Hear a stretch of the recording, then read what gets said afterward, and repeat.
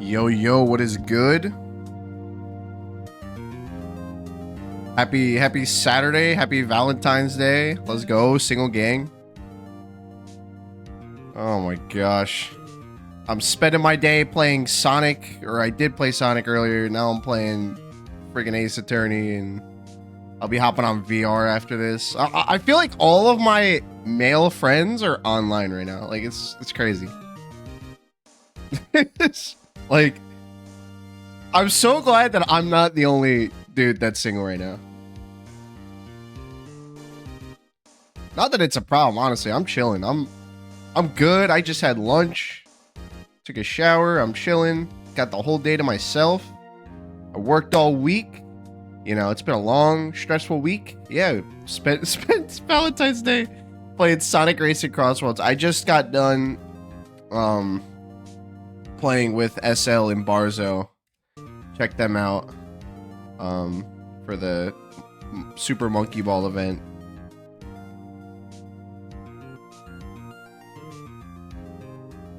So, anyway, let me just do a couple more things and we will get started. Your sister is off to Italy tomorrow. That's sick, man. Nice. Very cool. Just gonna paste my stream in a couple spots and we'll get started.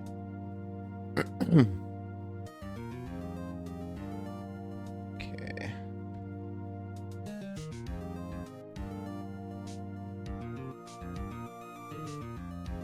Let's see. Alright.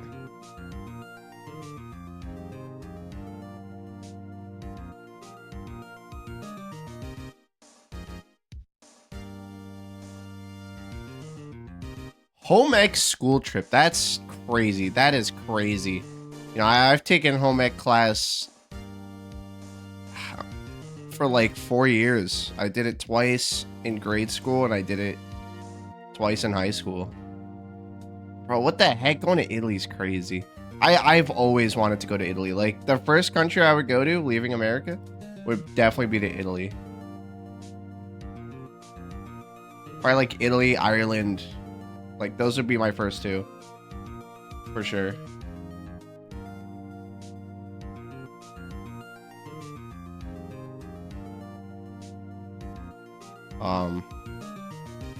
Alright.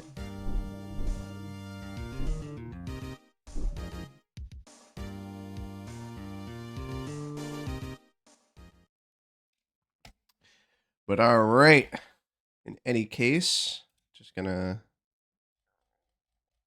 close out freaking Opera GX because, oh my gosh, it uses all of my memory and shit. And then we will get started. Okay. Apollo gets justice before GTA 6. Bojo, what is good, man? How you doing? Happy Valentine's Day, brother. Hope you're having a good day. It's like, oh man. We're washed, guys. We're all washed. Nah, I'm kidding. You guys aren't washed, but I'm washed. Yeah, today's Valentine's Day.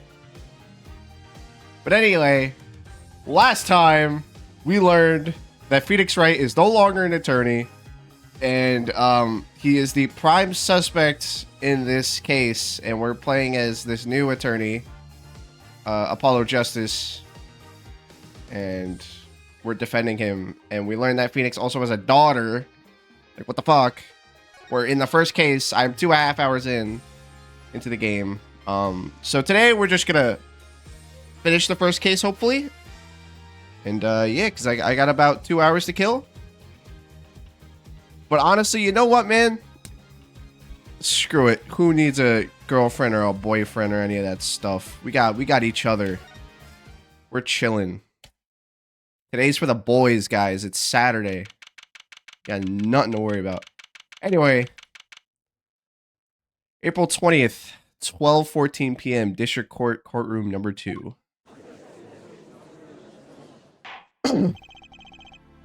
Court will now reconvene. Oh, wait, fuck. I didn't switch screens? Oh, I'm stupid. Sorry. My bad. Oh, what is going on? Hold on. Get that to show up.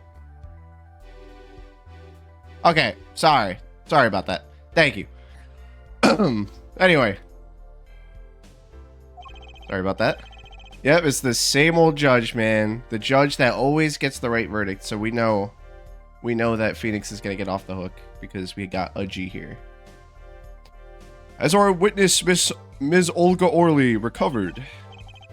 Yes, Your Honor. Well, she's regained consciousness. Perhaps we can hear her version of the events again. That's the thing, you see. She's quite fatigued. You're looking a bit fatigued yourself, Mr. Payne.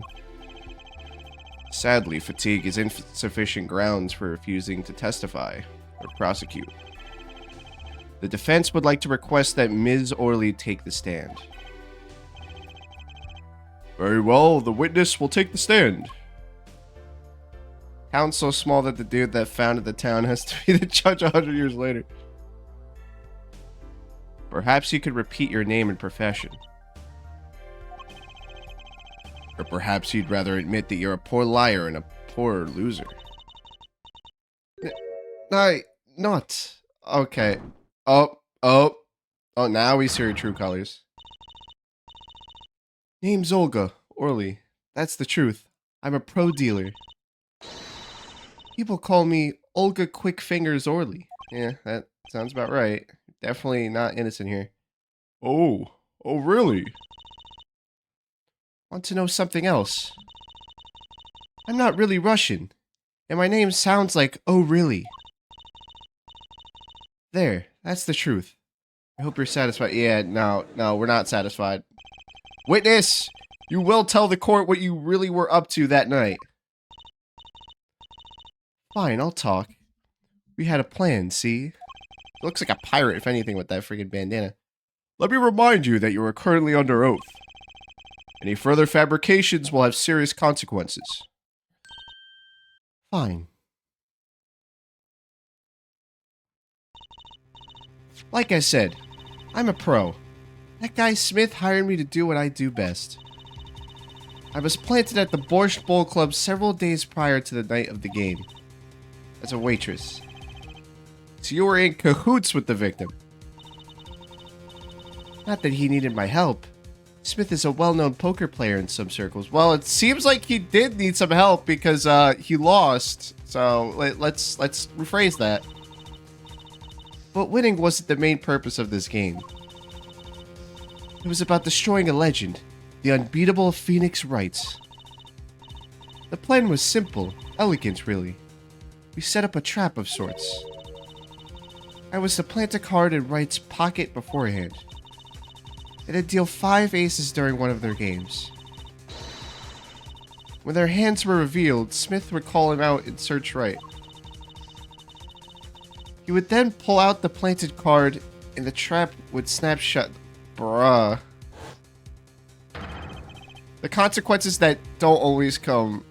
Some of the people go from I wasn't there to yeah, I stabbed him. So yeah, I know, right? I know, right? It's like, yeah, you fucking stabbed him. Like, you're guilty. You've been hiding this the whole time, and now you just can't hide it anymore. So now you're starting to show your true colors, but she still is lying right now. She's definitely lying.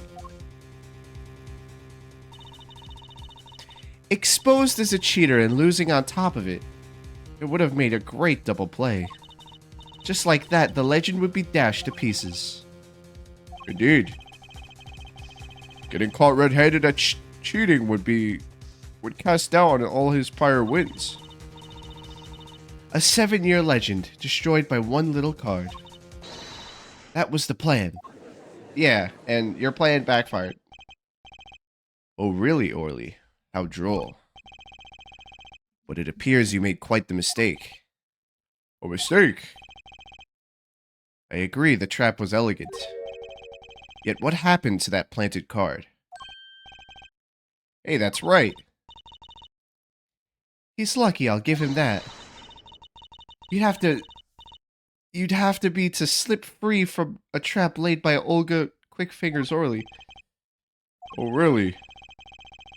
The witness would be much cuter if she dispensed with the evil mastermind shtick. Bro, no, that's not a shtick. The shtick before was the shtick. Okay, shtick? Cute? Who wants to be cute? I'm not cute, I'm bad. You hear me? Bad. Okay, Michael Jackson. When you're through being bad, perhaps you could testify to the court. Tell us about this trap and how it was sprung. Yeah, really, come on. Stop being thirsty, Judge. Witness testimony, the best laid traps. That night, I planted the card like I was supposed to. And Wright lost the last hand, just like he was supposed to. Then Smith searched him. But the planted card was gone. The trap failed. The next moment, Wright picked up a bottle and swung it. It wasn't me who hit Smith. It was that no-good cheating defendant. You can't just call...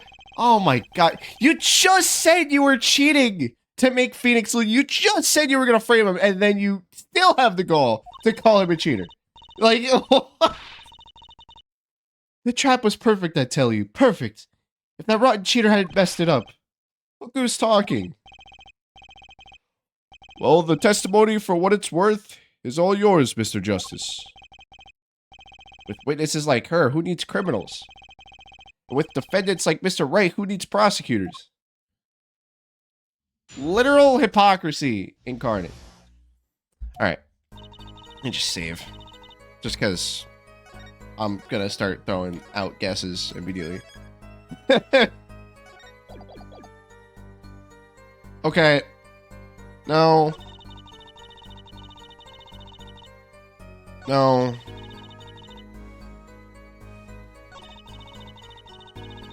This right here.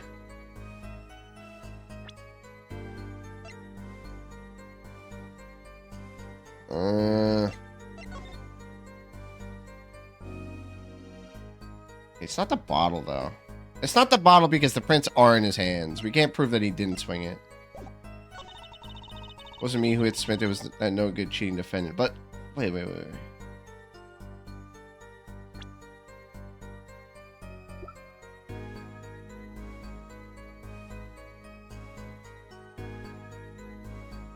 I know. I'm saving because I'm so confident that I'm right. That I'm saving because I know I'm going to fuck it up. I don't think it's going to be the card again. Or the cards.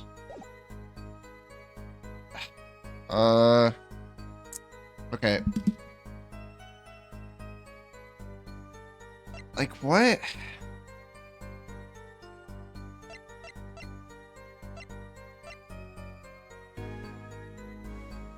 Why different cards? Me no gamble, me no no.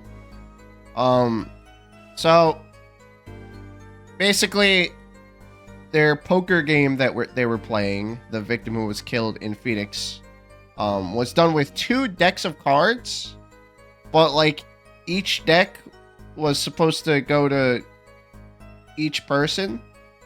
So the fact that the victim had a blue card was suspicious, basically. Yeah, basically this witness is the dealer. She's the card dealer. And she was cheating with the victim. Not much of a red guy myself. Blue is so... Or I'm much more of a red guy. Blue is so not red, you know? Yeah, I prefer, I prefer blue. The card backs are red. For some reason, I thought they were using blue-backed cards in the final hand. No clues here.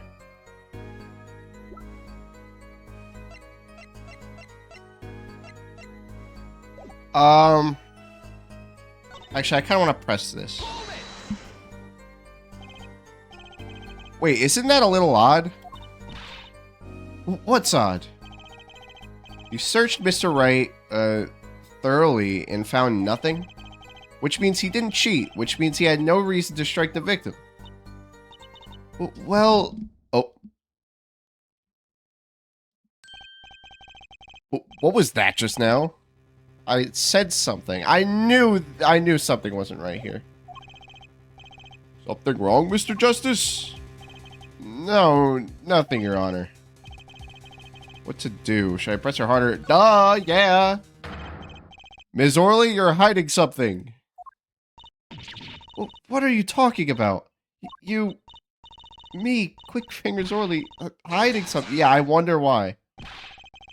The defense will refrain from baseless accusations. I have one question for the one question for the witness then.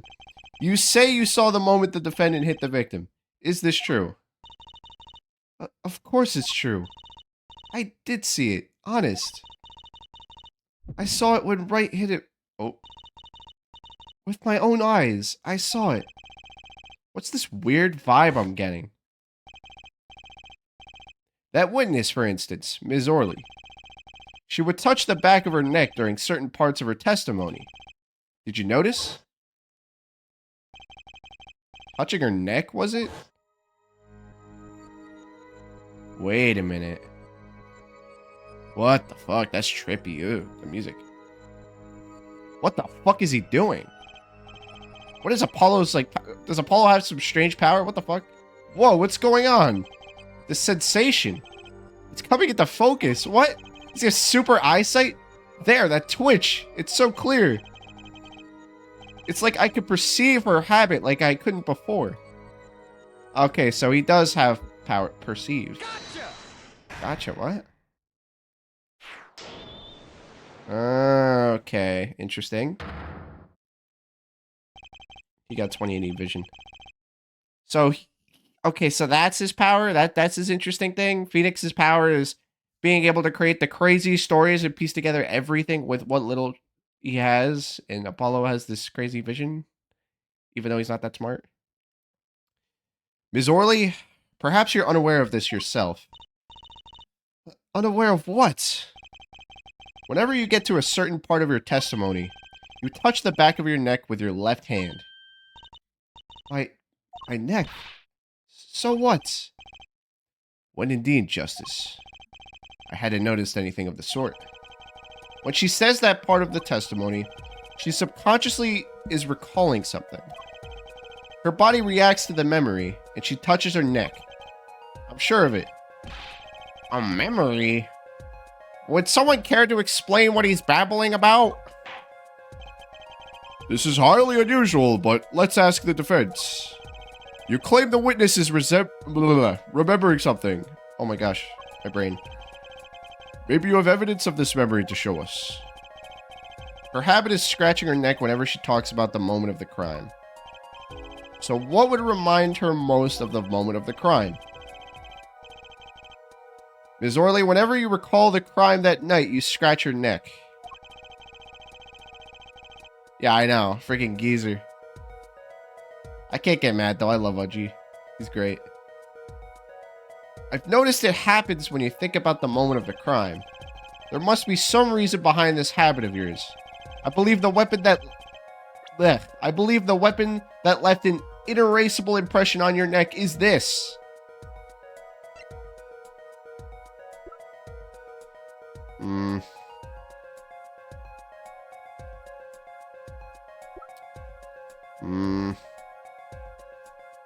On her neck?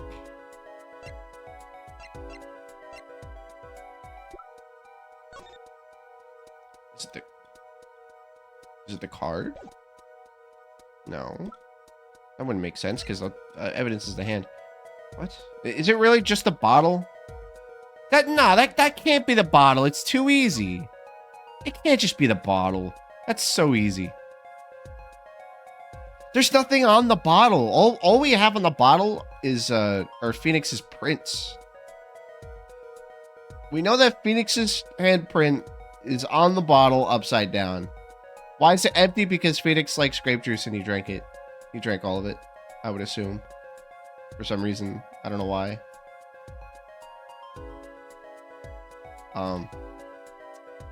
But yeah, no, just like I don't get that, man. I really don't. Wait, what? What is this? What is that? What? Bottle is completely empty. Yeah. Okay. We see that, Apollo. We definitely see that.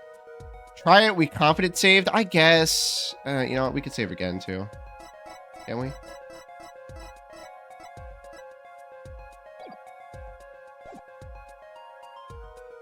We can't. All right. Let's just try it again. That. I just don't think it's the bottle. I think it's just too easy. It's too obvious. It is the bottle. Wow, that's so dumb. I immediately thought of the bottle, but I was like, it can't just be the bottle. Like, that's too easy. Whenever she talks about the moment of the crime, she touches her neck. And what reminds us more of that moment than this bottle, the murder weapon? But something doesn't fit. If you were the only witness to the crime, why would that make you touch your neck like you're in pain? Well, what's he talking about now? It was Mr. Smith, the victim, who was hit, not you.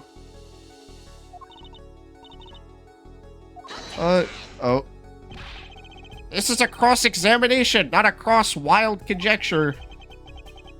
The witness's habits, they're completely irrelevant. Justice, I'll admit, I'm a bit confused myself. This is certainly a unique cross-examination. I'll explain later, just trust me. Now's our only chance to break her. Ms. Orley, please testify in detail about the moment of the crime. The very moment. Okay. And you go back to being... No, you can't just do that. You can't just do that. No. What is this? What is this? What is this? Why? Why are you playing dumb again?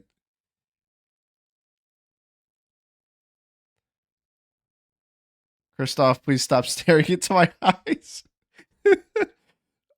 I think he goes Take that on anything you choose. It's take that for for like presenting evidence during conversation. And then objection is presenting evidence during a cross-examination, and hold it is for pressing. Yet, I am knowing nothing. Are you fucking serious? We know you're not Russian. The witness will testify. Please, now.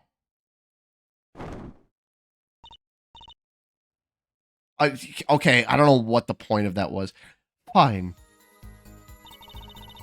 He's the one who did it. I didn't let him out of my sight until the cops got there. Press. You seem uneasy. You try standing up here. Her eyes are darting all over the place. I must be getting warm. Okay. Alright. Well, you must have been stunned by the weight of his crime. He sat in a daze at that table until the cops came. Intriguing. Believe you've gotten all the testimony, blah, blah, blah. Okay. I'll tell you what I think. Her testimony is flawed. Oh, I thought I was going to restart it. The testimony is basically bogus. It contradicts the evidence. Well, what's that? Well, show us this evidence, Mr. Justice.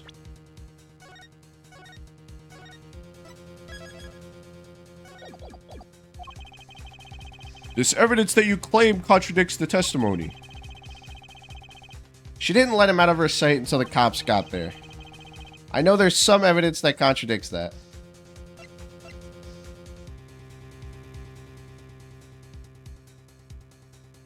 The phone. It's gotta be the phone. I think it's the phone. Ms. Orley, we have a record here that clearly contradicts what you said. It states that the police were alerted by a report from the defendant. Huh? And we know that the defendant left the room, climbed the stairs, and made that phone call from the first floor of the Borscht Bowl Club. Yeah, that's about right. So explain how you kept your eyes on the defendant when he left the room entirely. Oh, and... Yeah.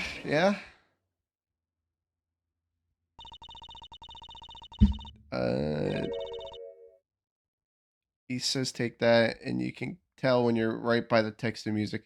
Didn't know about that when playing the first game on my phone. I tried everything if I didn't understand what to do. No worries, man. I didn't realize some of this stuff till the third game. That's crazy. The man who picked up a bottle and swung it that night wasn't the defendant. And now you're going to take accountability?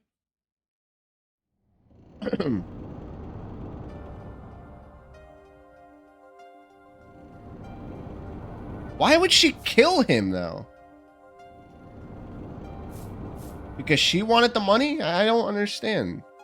To steal the necklace? Showdown time. You dirty cheat. Check his pockets now. Oh, boy. It's gone. The card's gone. You lose. Just then, Smith grabbed the bottle from next to right, and he hit me.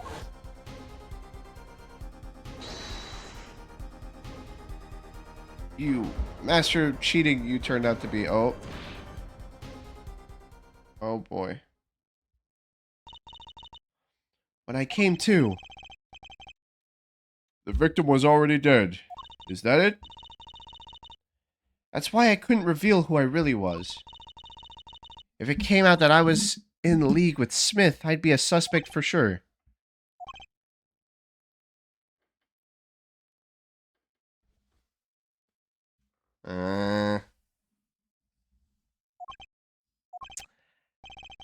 I wasn't expecting her to say that. That's not what I was expecting. Well, where does this leave us? Madness! This is madness! I'm dreaming! It must have been me who was hit with a bottle, and I'm imagining all of this. It appears our prosecution is at its wit's end, and frankly, I can't blame him. Mr. Gavin, what do you think about this turn of events? Mr. Gavin, sir, I believe that, as the defense in this case, we are compelled to call Ms. Orley a big fat liar. Yeah, that's what I think. What? 3 were in the room the night of the murder. The defendant, the victim, and her. And she has a motive. A motive? Her plot foiled, the witness got into an argument with her client, Mr. Smith, and the denouement, I've never seen such a word.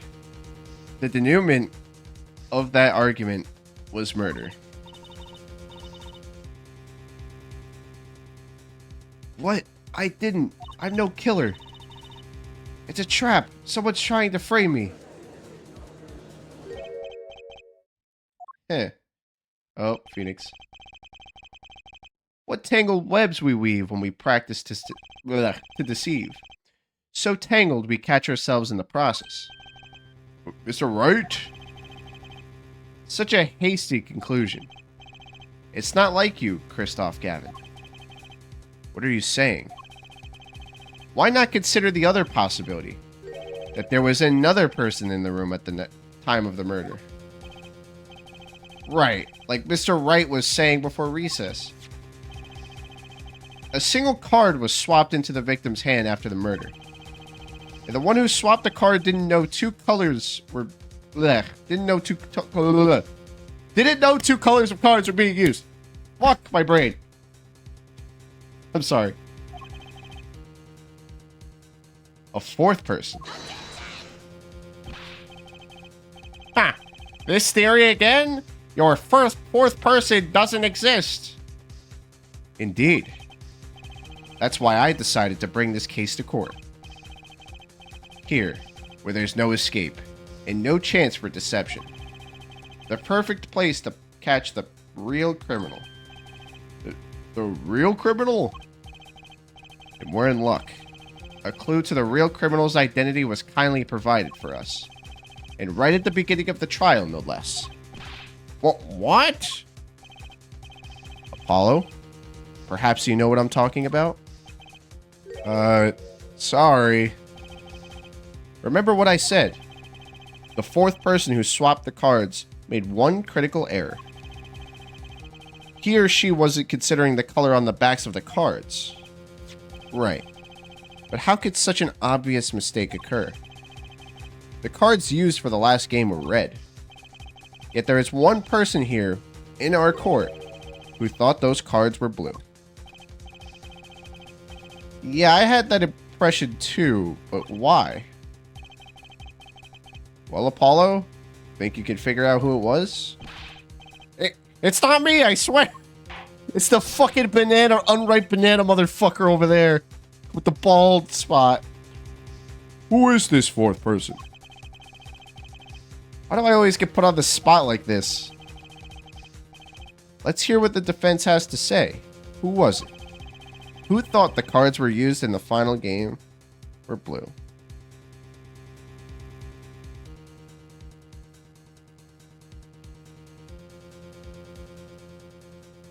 Is it fucking... Well, it's not someone... Someone in the room. We know it's not Winston Payne. We know it's not Winston Payne. He's fucking innocent. There's no way Winston Payne has anything to do with this crime. It's not the victim because he's not in the room. Phoenix said that the guy was in the room. It's not Phoenix. And it's not her. So it's gotta be Christoph. Wait, who thought the cards in the final game were blue? Was it Orley? Then I don't fucking know. No, it's gotta be... Surely it's Gavin then. It's not these three. I know for a fact it's none of these three, obviously. I'm picking Gavin. It's either Orley or Gavin, so if I get it wrong once, that's really not a big deal.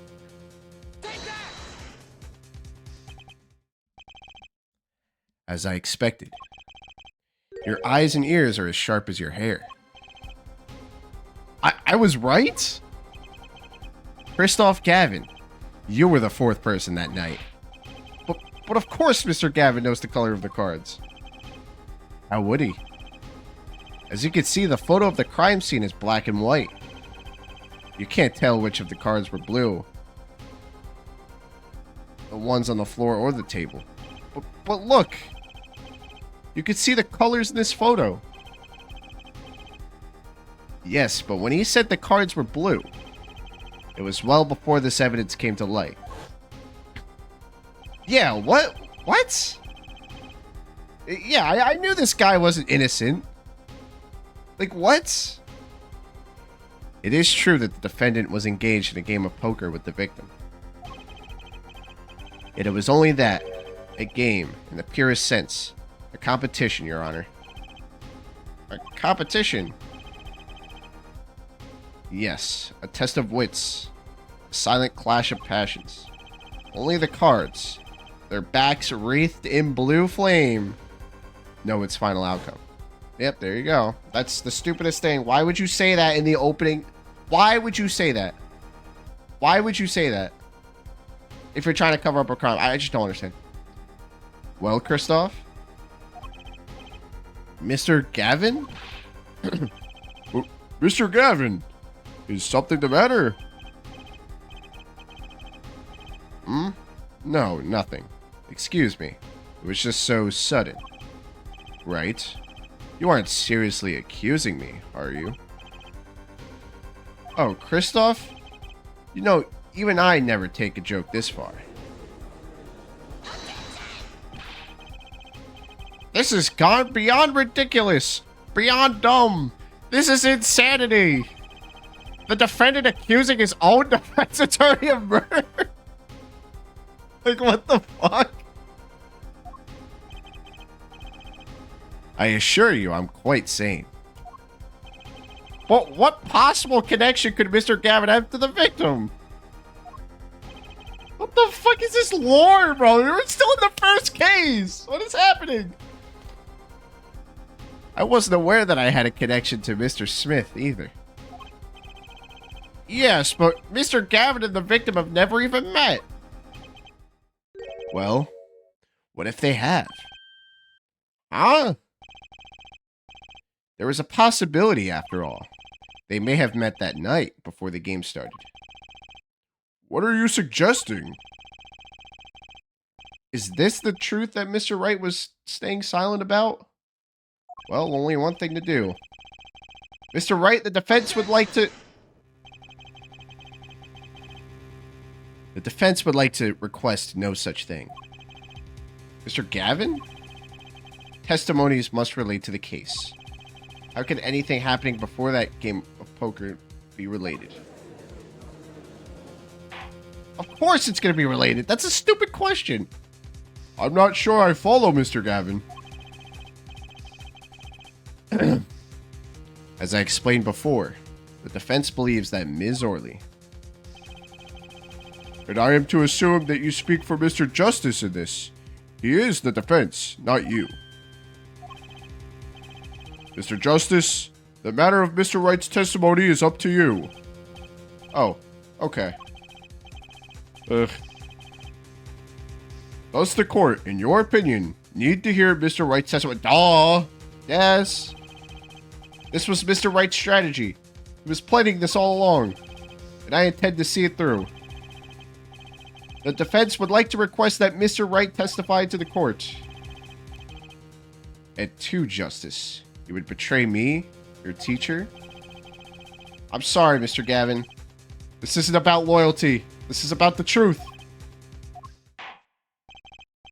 Yeah, no. Oh, gosh. Doesn't he become, like, a prosecutor? Like, he comes back as... Because I've seen his other designs. Anyway. Witness testimony. Appetite before murder. That evening, Christoph and I had dinner. We sat at the table in this photograph. Johnny Smith walked in 5 minutes after Christoph left. When the trap failed, Smith hit the waitress. The girl was knocked out cold, and Smith was uncontrollable. I left to call the police. When I returned, he was dead, blood stemming from a cut on his forehead. That's when I made another phone call. Defense attorney Gavin. What? Mr. Gavin, you were at the Borscht Bowl Club the night of the murder? I dined with him rather frequently. And he talked to the defendant on the phone directly after the murder? Quite against my will. I had become involved in a murder. I thought I might be in need of a lawyer, so I called him. You were planning this all along, weren't you, right? Just because you wanted to drag me into your little murder trial. The only thing I want is the truth, as I did back then and now. Oh my gosh, this is crazy shit, man. I thought my office was doing you a favor when we took on your defense. It appears that I was wrong. Very well. The defense may cross-examine the witness. Justice. Sir. He's lying. You're gonna expose him. Understood, sir. Mr. Gavin versus Mr. Wright. This can't end well. Why can't I have a normal trial?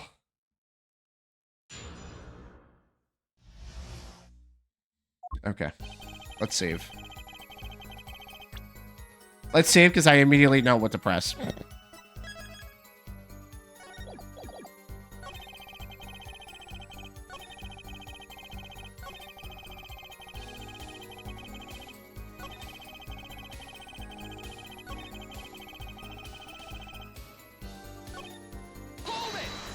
This right here, first off. And when you returned, the victim was already dead. Yes. I'll admit I was a little startled when I walked in. A little? He was bleeding from his forehead, after all. I guess I'd be startled too if I walked in on a scene like that.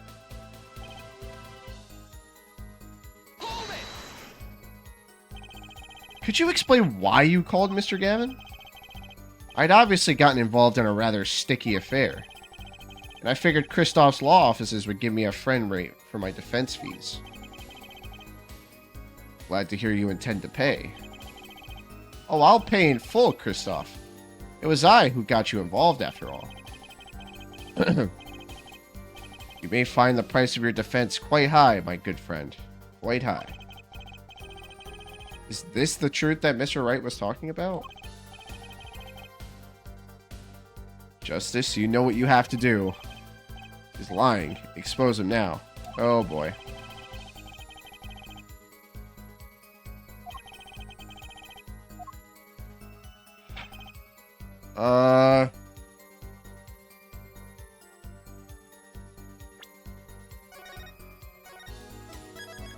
Hold on.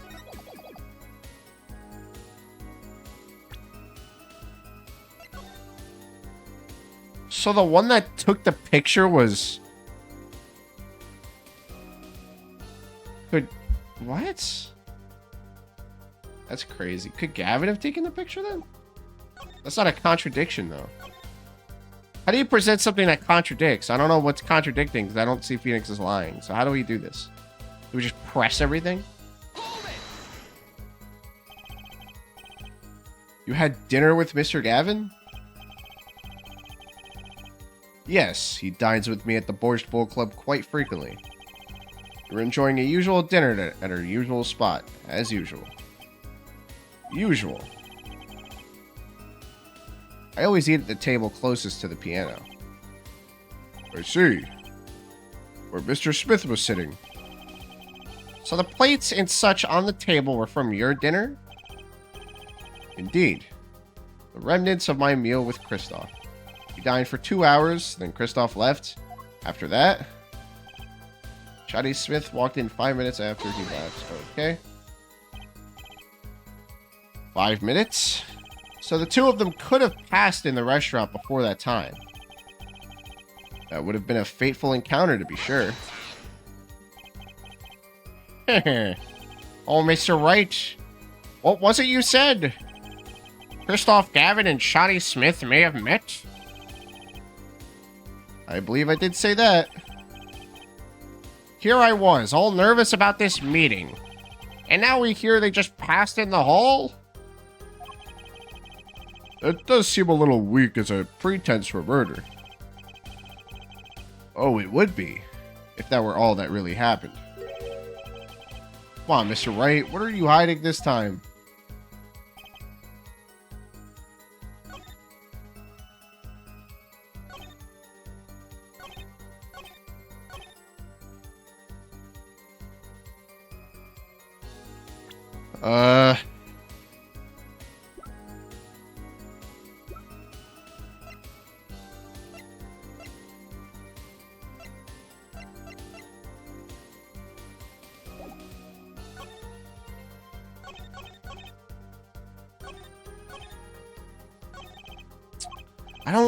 I don't know.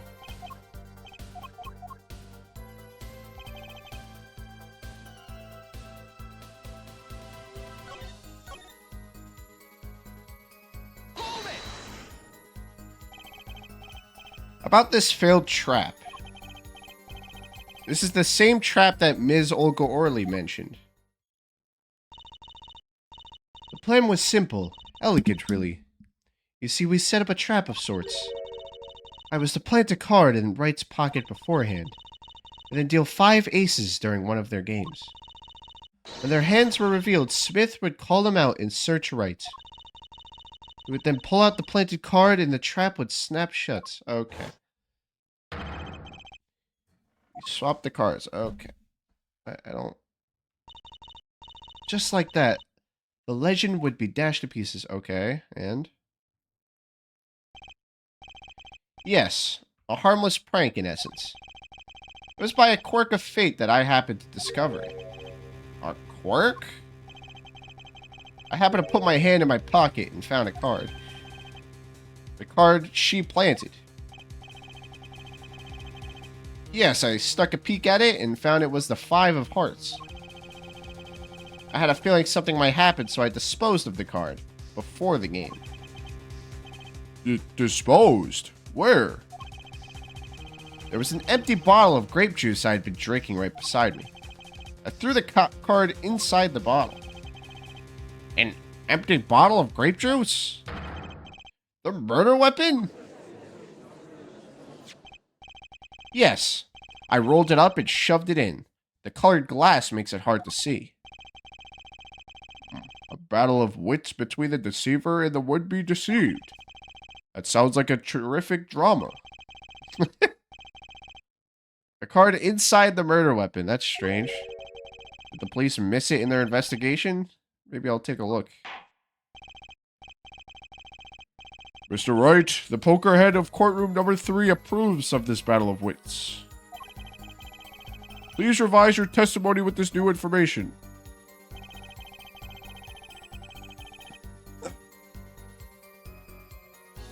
Open the bottle. Open that shit up. Open that baby up. Open that shit up, man. Open her up. I don't see a card in there.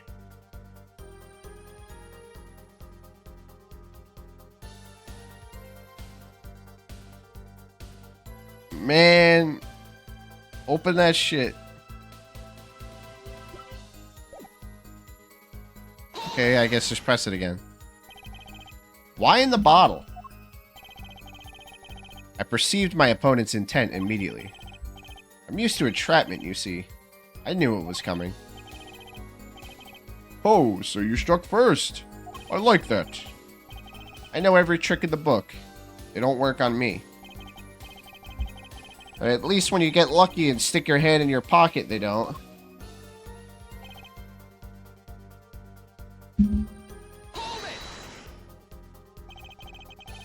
You made the call to the police from the first floor of the restaurant, correct? Exactly. Cell phones don't get a signal down in the hideout. Was anyone else on the first floor at that time?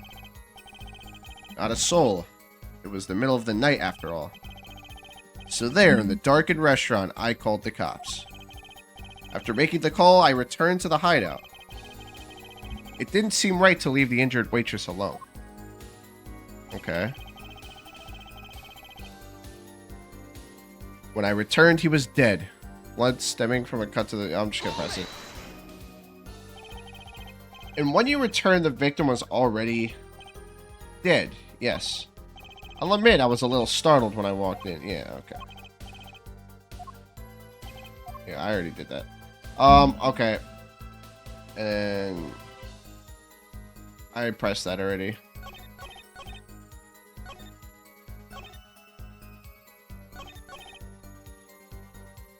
Okay, so...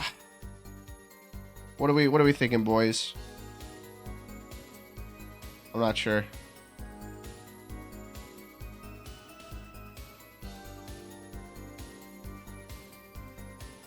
Well,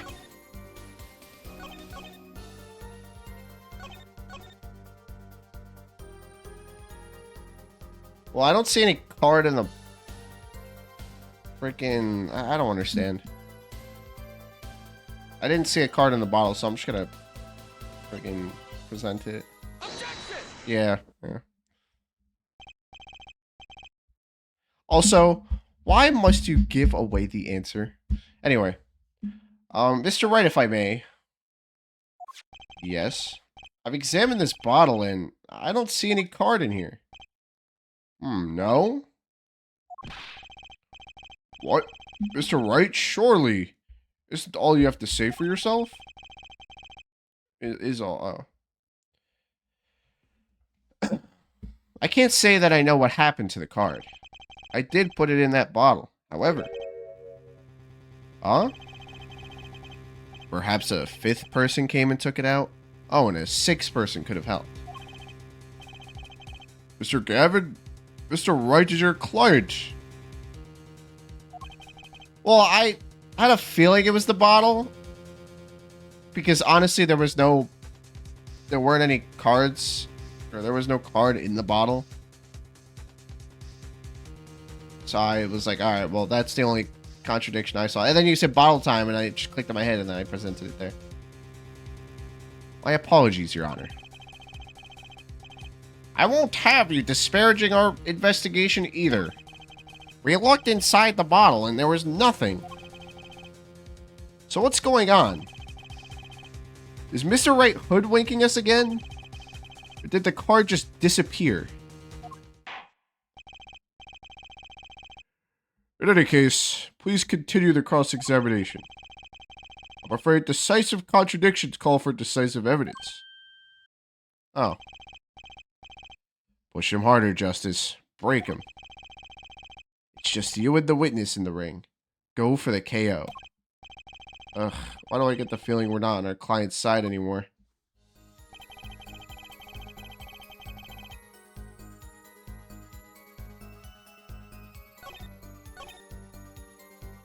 What? Okay, so we're back to square one.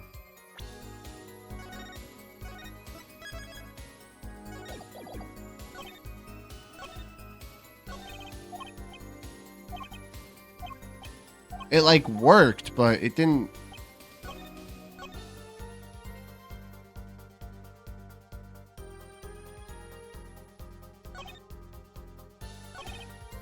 I don't understand.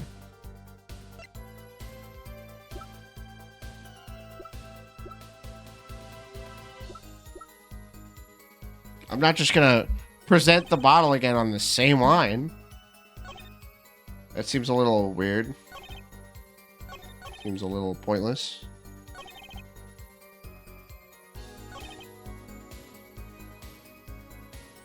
Hit him with the bottle until he gives it up. Take this bottle. What? What? It just happens again? What? I did it as a joke. Mr. Wright, if I may. Yes. I've examined the bottle and I don't see any card in here. What? No? Okay, it's just the same thing. It's the same thing. It's the same thing. We looked into that bottle and there was nothing. So we know that the card just disappeared. Please continue the cross-examination. What? It's the same thing. Didn't do anything. Right, ate the card. No, he did not eat the card. I don't think he ate the card. That pretty sure he didn't eat it.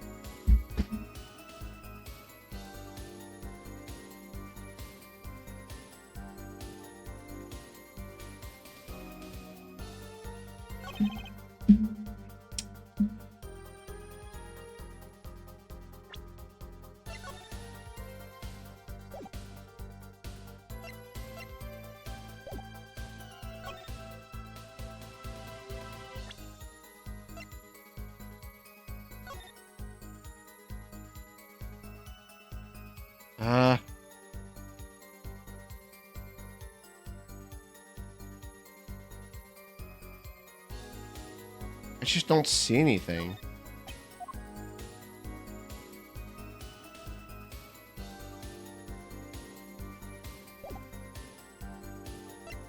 We can't go into his phone and see whether or not he actually called Gavin.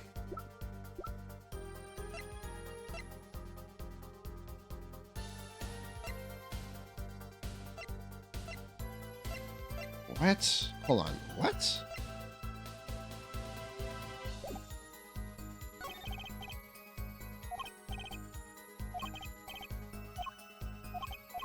Phoenix isn't lying.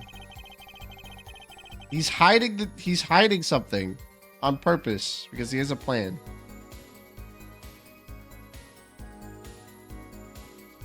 What the heck, man? I don't know. Have to find another contradiction. We sat at the table in this photograph. Yes, you sat there. Ew, what is on the table? Okay. Nothing looks crazy. Shoddy Smith walked in 5 minutes after Kristoff left. I discovered the trap during the game and disposed of this right here. 5 of... Is that it right there? No, that's not... The image cuts it off.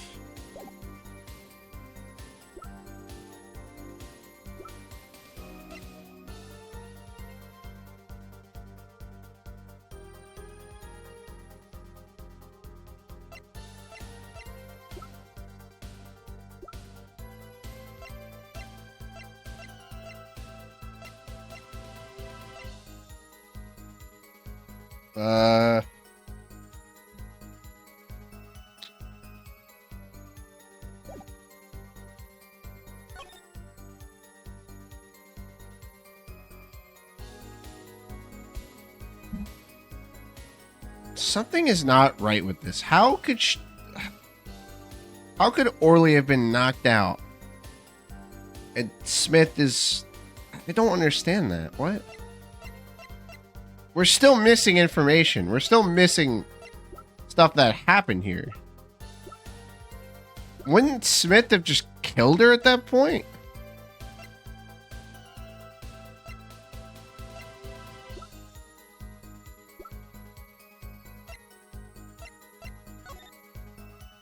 I am so confused.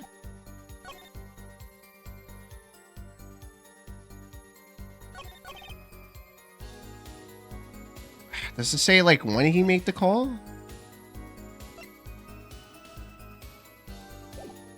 What? Hold on. Like, what? You guys are eating dinner at this late fucking hour? How could the murder have happened at 2 in the morning, bro? Wait, why didn't you guys eat dinner? Like, holy shit. Yep. Bro is the avatar.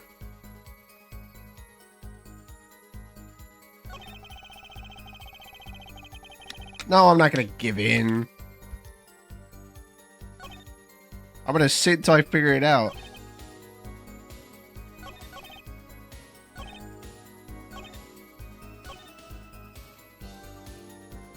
It's related to this.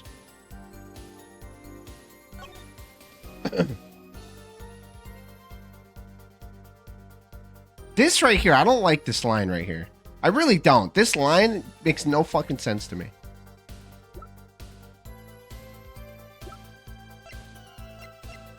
We know so little about what happened when Wright left the room. How could Orly have been knocked out and her get off completely okay?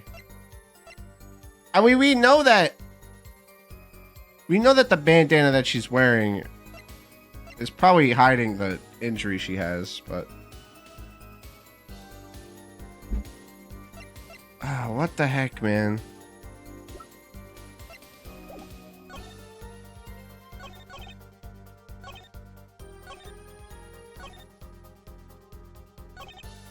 No, this is fine. Maybe, okay, it's either this line. We don't know when the call happened. That's what's really bothering me. There's no time estimate. There's no information that indicates when the call happened. I think it's either this line right here, because something about the timing seems really off. That plus this one. This doesn't seem out of place. This seems fine.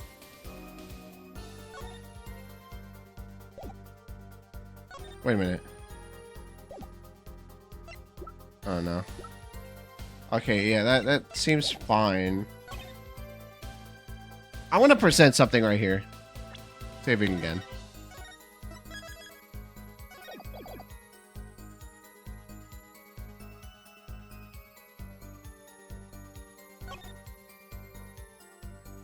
I don't understand how she could get knocked out. He leaves the room to call the cops. He comes back, and then the dude is dead, and she's fine. Like, I'm sorry? What? She just woke up? And they just left the room or killed the dude?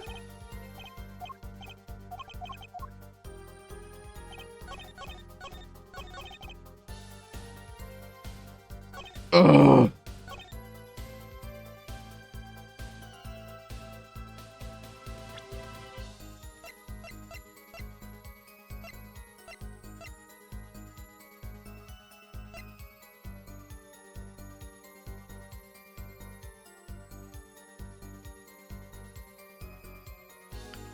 Would it make sense if the call was after the time of death? I mean, why? Why wouldn't it make sense? If he died in a single hit, then like what? I don't think I don't understand what you're saying, man. The dude died in a single hit to the head from a bottle, allegedly from a bottle. I don't think it's from a bottle. I think he died to something else entirely. But she was hit first, and he went out to report the girl getting hit. Yeah, that is true.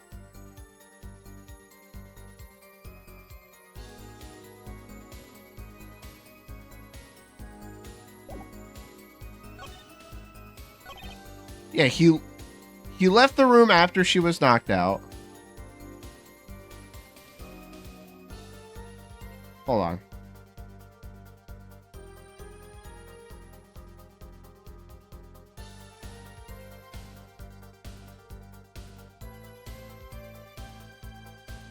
I was gonna say, like, she was knocked out. He left the room to call the cops.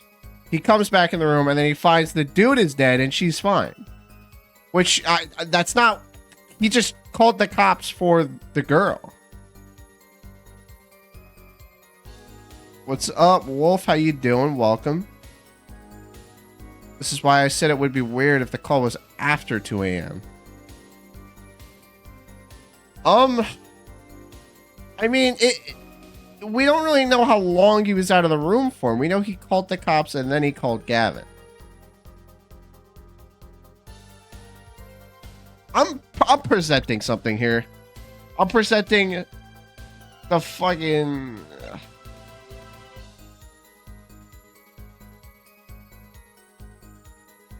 like a couple minutes max. Yeah. No, nobody is Google or cheating or nothing. We're gonna figure this out ourselves. The game has given us everything we have. The first call that was made was Phoenix calling the cops, and then he called freaking Gavin. The girl got hit in the head. He left the room, called the cops, then called Gavin, then came back in the room and found the dude dead. So at some point, Orly woke up and either left or killed him or something happened. So either she was covering her ass and telling the truth, or she was lying and Shirley is the killer. But the game is painting Gavin to be the bad guy here. So we need to think, how would Gavin be involved here? What would you present to make it seem like Gavin's the liar? Like, I don't...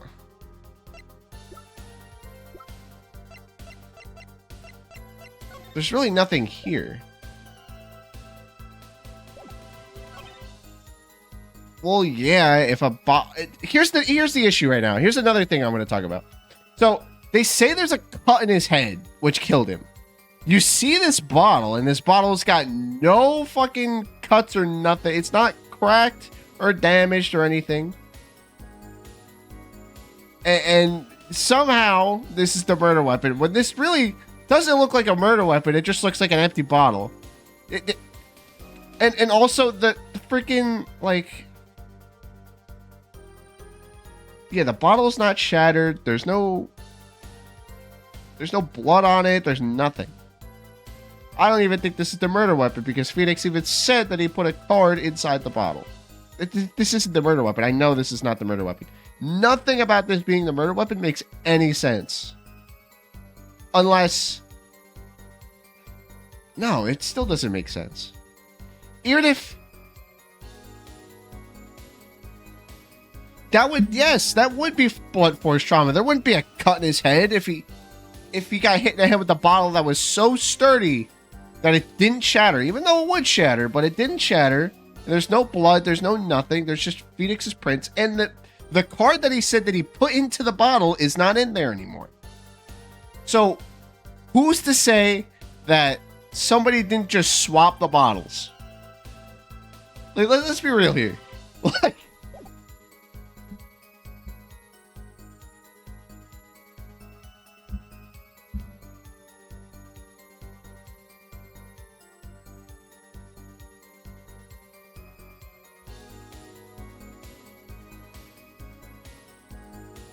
yeah, it would be blunt force rather than a cut. Yeah, you're right. And I don't understand. I'm not understanding the logic here. We need to present something on this line.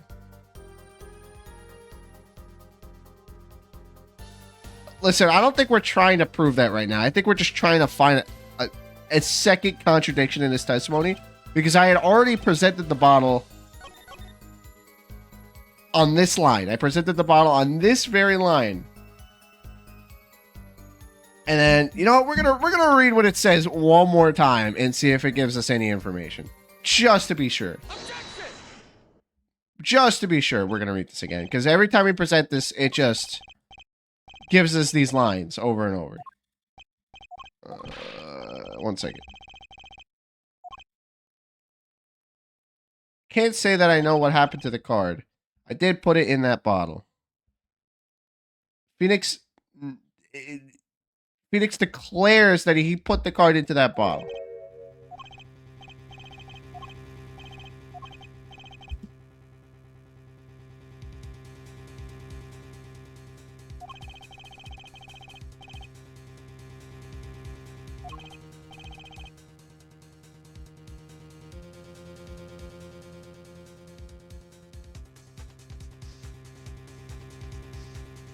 So he put the card into a full bottle and then drank it.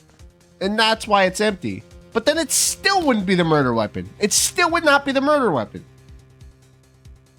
It would make sense as to why the card is gone.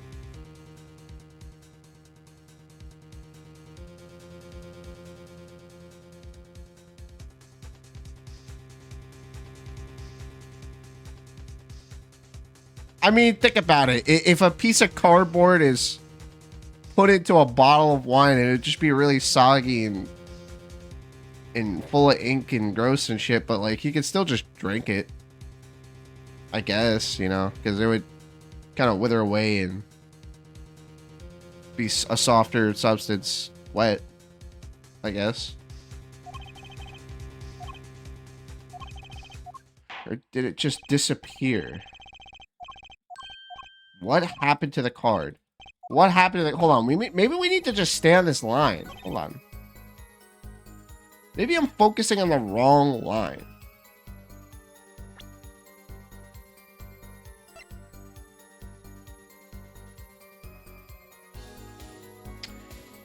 You would still be noticing that you're drinking a card. No, he...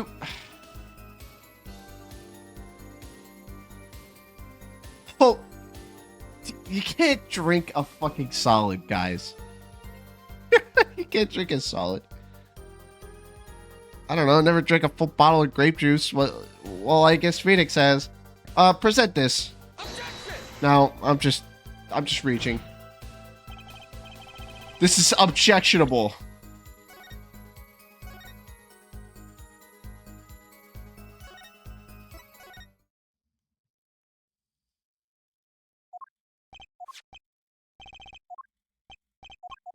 No, no, I don't want the answer. I want to figure this out myself. This is going to bother me. If you give me the answer, no, no, no, no. I got to find this out myself. This is going to really bother me if I don't figure this out.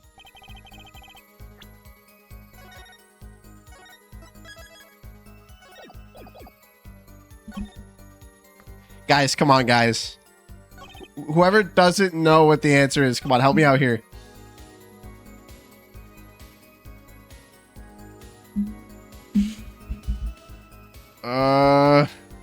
Fuck.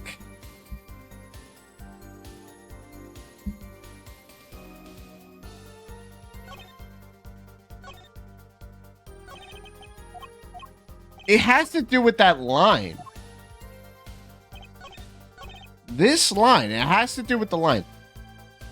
I discovered the trap during the game and disposed of the card in the bottle. Wait, it disposed of the card in the bottle. It didn't say it disposed of the card by putting it in the bottle. What? Don't, you can't see anything in there.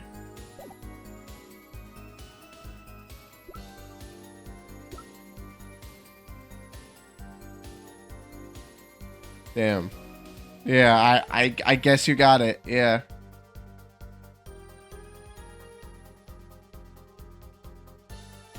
I pressed everything.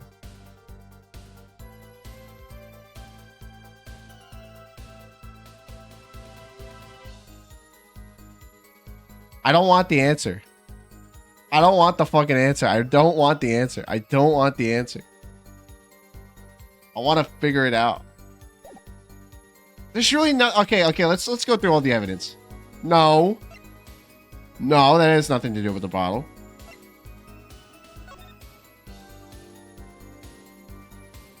You don't see anything that has to do... Wait a minute, what? Okay, the bottle is still in the same spot. I don't see how that proves anything.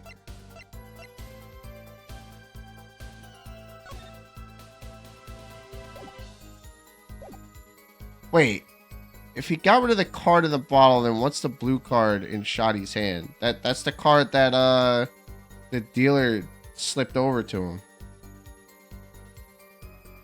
That was cheated into his hand. Wait a minute. Wait. No, hold on. You make a very good point. Wait a minute. Is that what it is? Is that what it is? No, it's different cards. That would prove that Wright was cheating. Objection! Yeah, no.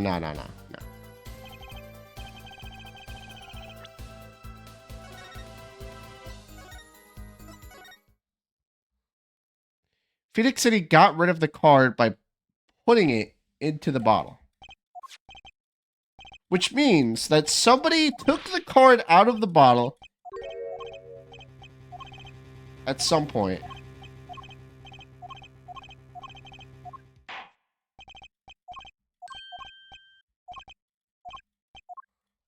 It's gonna bother me. I hate this so much. Why is this the first fucking case of the game?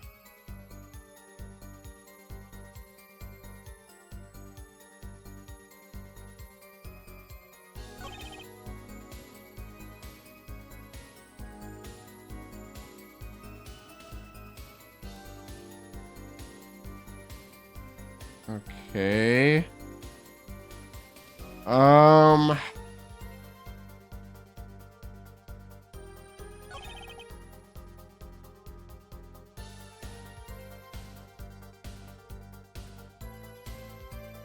Are we focusing on the right line, guys?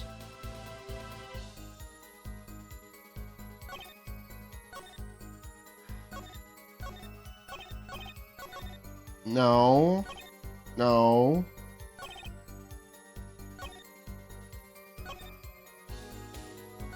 No, and no. Hold on. Is it something to do with Gavin then? No.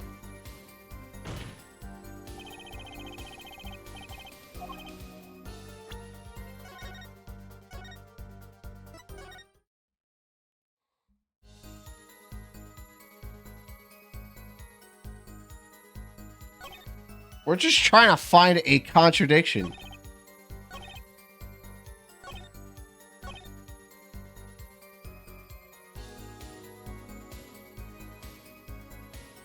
On any of these lines.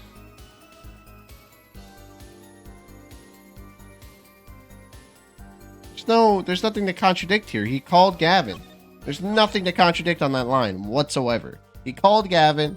We know that he called Gavin. We know that there's a cut with blood streaming from his forehead. But you know what we're gonna do?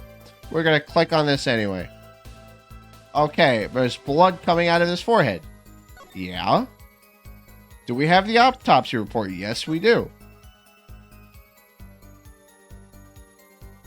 Wait. Yeah, it would have to be blunt force trauma, but he says that he died to... Actually, no, there's nothing... That still doesn't prove anything. We know that he died from getting hit in the head, but there was a cut in his forehead. Okay, is that what it is then? No.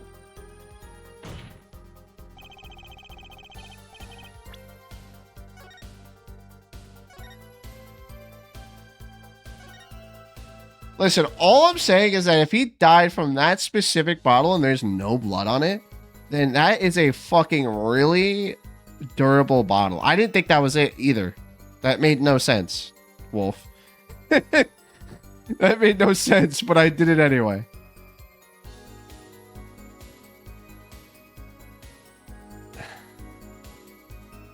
Guy, Bojo, you gotta stop giving the game away, man. You're just gonna... He's just gonna solve every single freaking testimony at this point.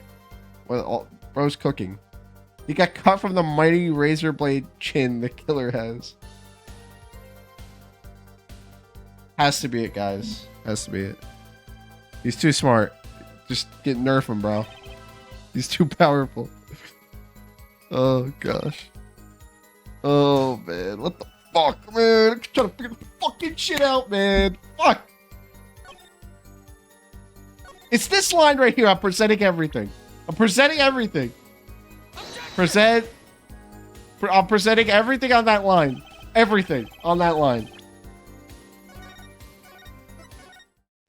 Gotta be that fucking line. It has to be that line.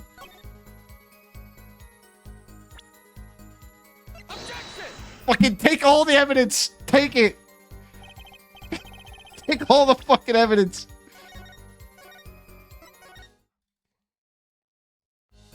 This is pissing me off. And I don't want the answer. I need to get it. I have to get it. I refuse to not get it. Okay, I didn't think that was it either. It's the attorney's badge. It's not real. It's fake. Apollo is a liar.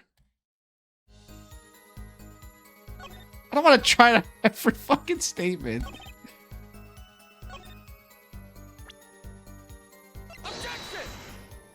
Objection, objection, objection.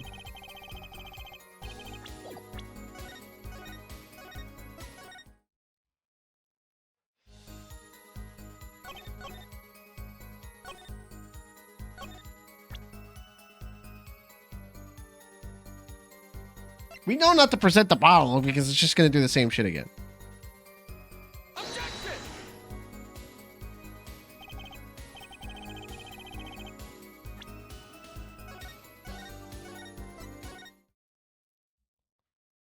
Oh, I'm starting to think this isn't it. I don't think this is the line, guys.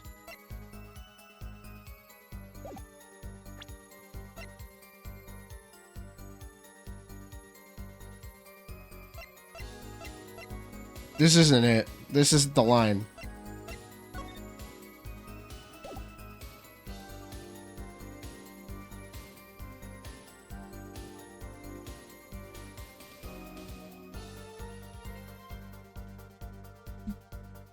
I don't think this is the line. I think it's a different line.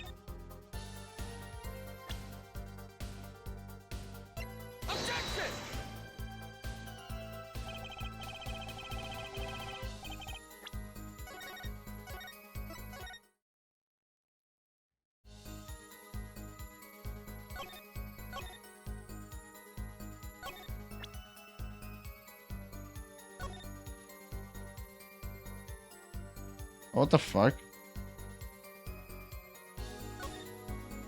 Huh. There's a number inscribed on the back of the badge. There are many numbers like it, but this one is mine. Proof that I'm an attorney.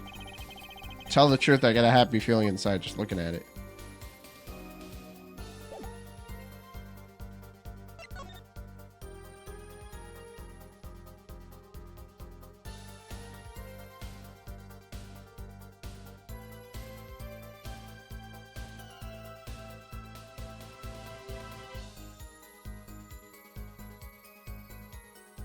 Not seeing anything different here.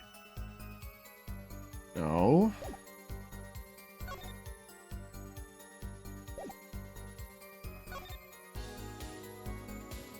Wait a minute, what? Wait a minute, what? Oh, no, that makes sense, that makes sense.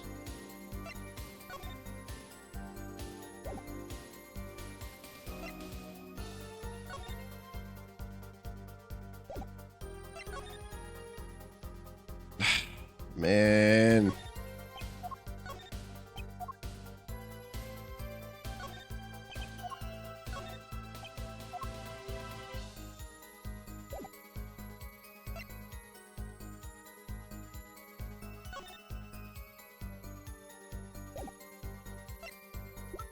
There's nothing here. No, it's not that one either then.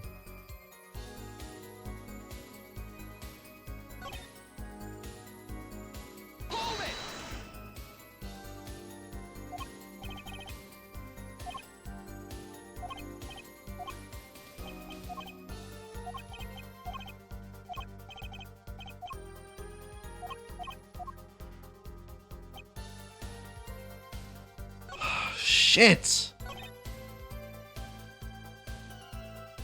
We can't even do anything with the phone. There's nothing here for the phone. We checked the back of it.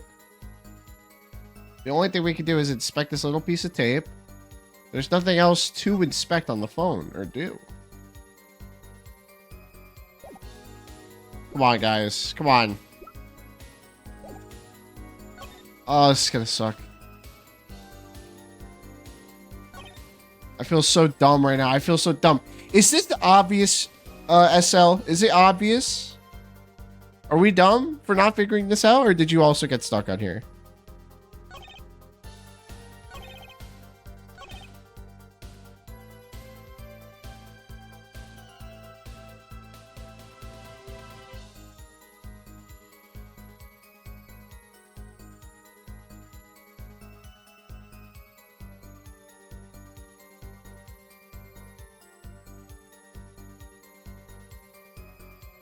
Yeah, are we dumb or is it dumb?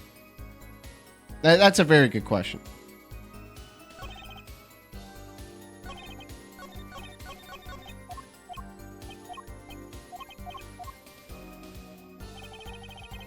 Ugh. Hate this so much.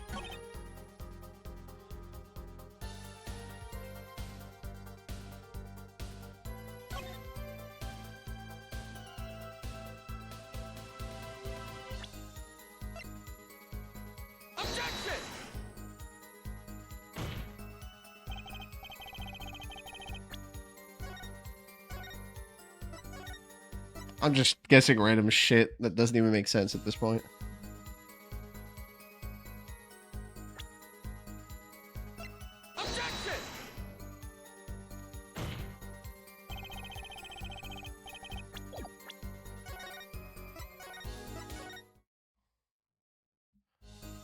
Objection, objection, objection.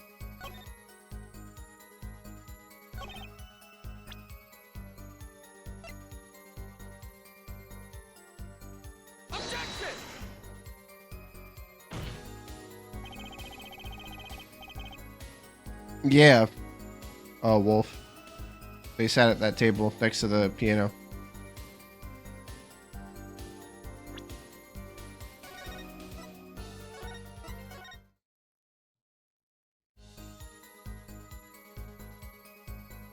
Can we try that? I wish we could, man. I wish we could. Get some fucking Bush's Baked Beans. Non-sponsored. Heinz Baked Beans. Why is there... Whoa. Oh. Present the photo of him in Shoddy then? I already did that. I already did that.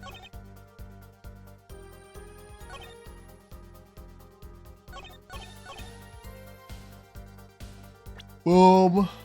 Boom. Presented that already.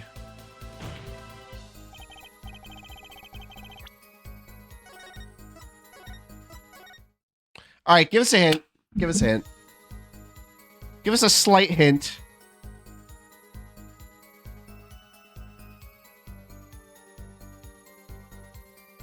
Don't give us the answer, but give us a hint.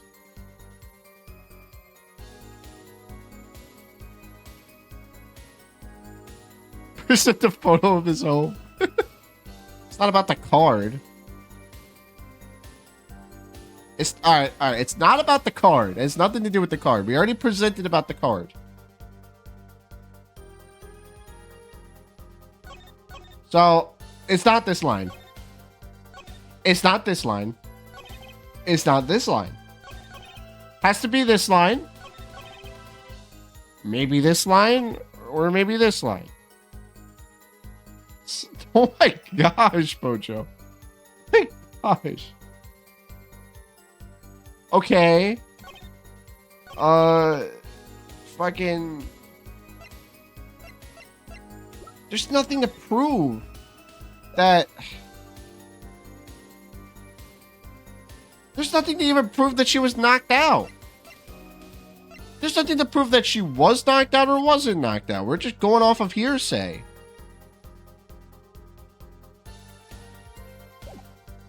Yes, I presented that too, I'm pretty sure. Did I not? Yeah, I did. Yeah. I did that already.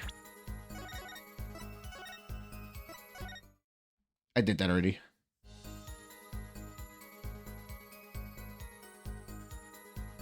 Oh. Oh my gosh, this is... Yeah, let me just pull a can of pepper spray out of my ass. Guys, I think we're cooked. I think our brains are fried. I think we're dumb for not figuring this out.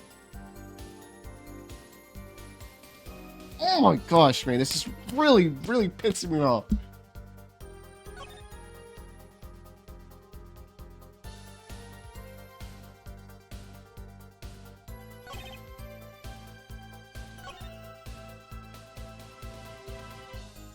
Present this. No. Okay. No.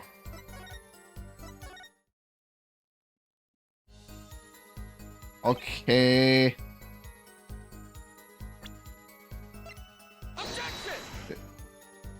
No.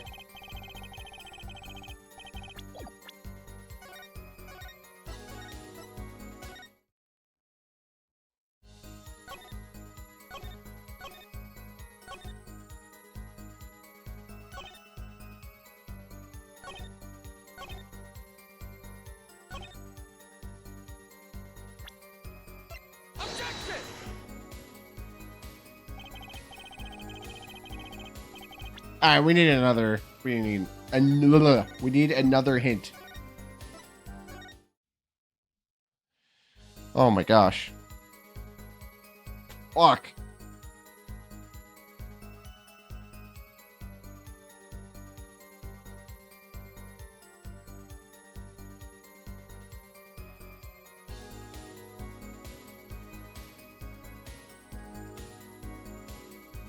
It couldn't be about the card because we already presented literally everything about the card. We did everything we could about that card. It's not about the card.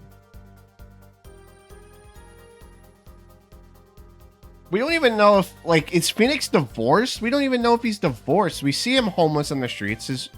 His daughter is nowhere to be found. His daughter's nowhere to be found. Maya and Pearl are nowhere to be found. Like, he's just here by himself in a courtroom. What happened to this man? That's what I want to know. But we got to get past this line about this freaking testimony. He would have had to have had a wife if he had a kid. He has a daughter. That necklace around his neck has a picture of his daughter on it. Either he's got a wife or he had a one-night stand or a girlfriend and had a kid. Who knows? All right, give me the statement. Give us the statement, and I'll guess it.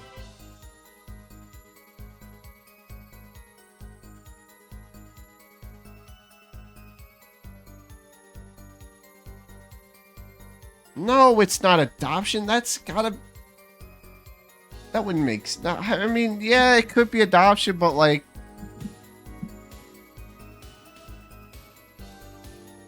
The game makes it out to be like she's actually his kid.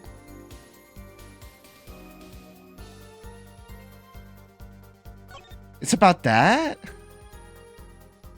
When I returned, he was dead, blood streaming from a cut on his forehead.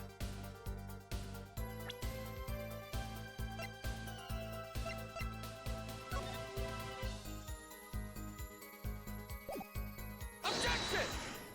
We already presented that.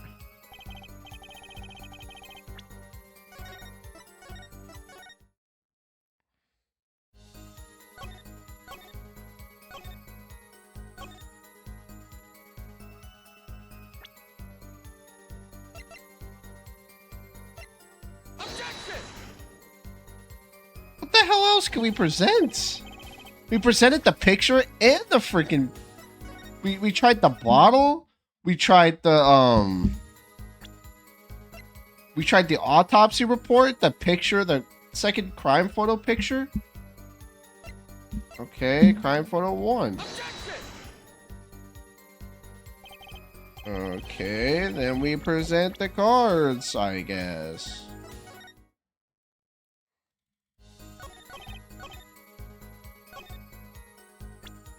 What the fuck would the cards have anything to do with it? No.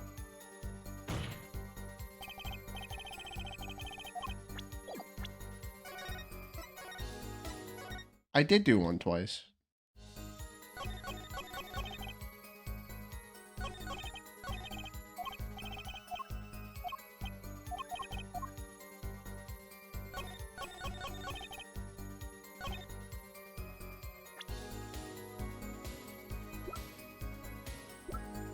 No.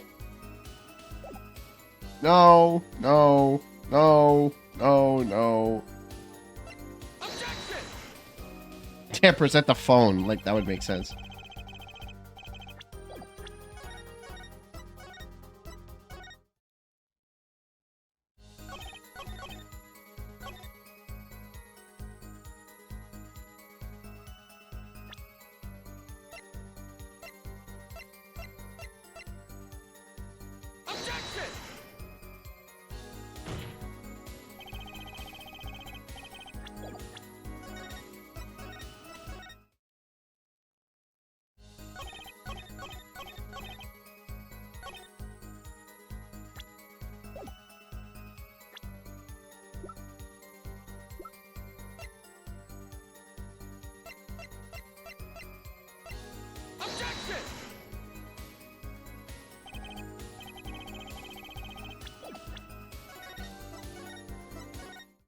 Okay, press it again.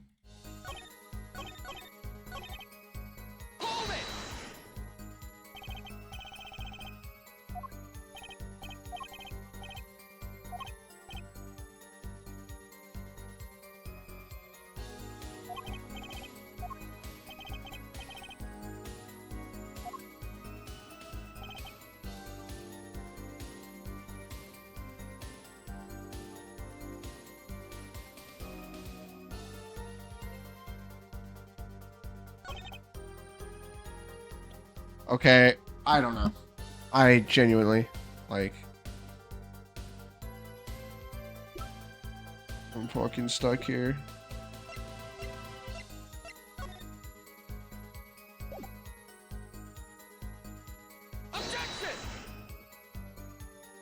I already guessed that. Why am I just guessing the same thing? No, stop.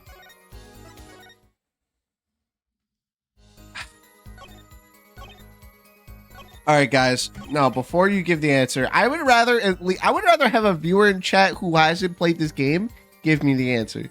It would be more satisfying than you giving me the answer because you already know what the answer is, and that's no fun.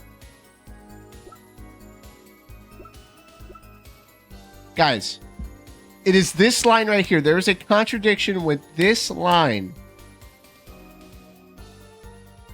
It's not the attorney badge. It's not the autopsy report. Wait, actually, hold on. Wait, it's literally nothing. What? We presented the bottle already.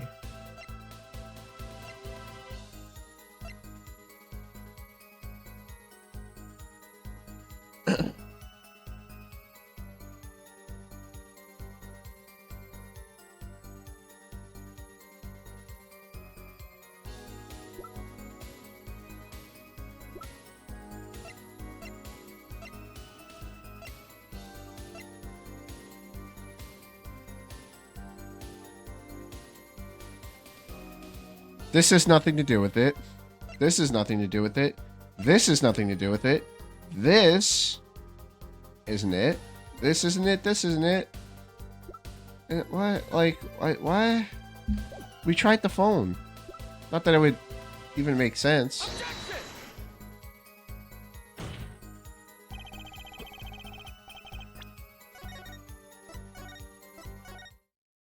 Oh my gosh.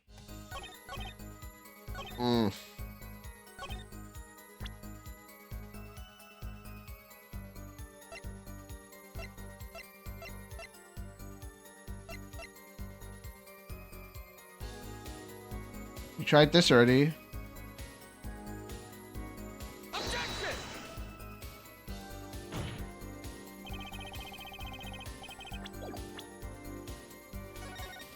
Did we really? We presented everything.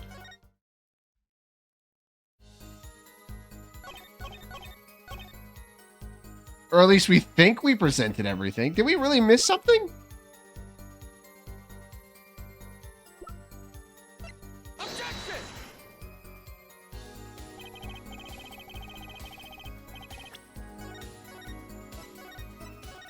Did we really miss something?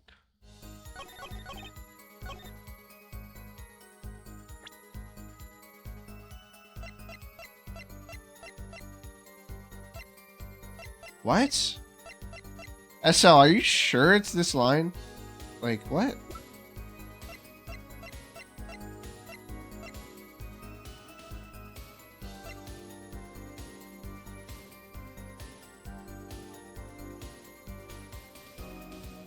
Dude, we've been stuck in this for like over 20 minutes.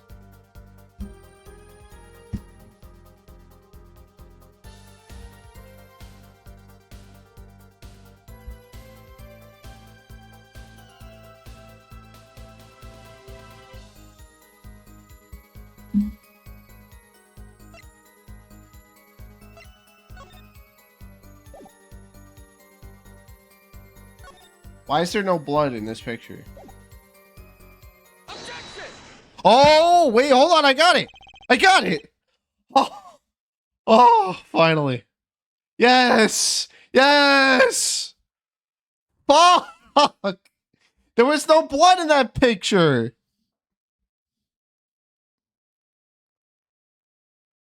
Oh my gosh! Fuck!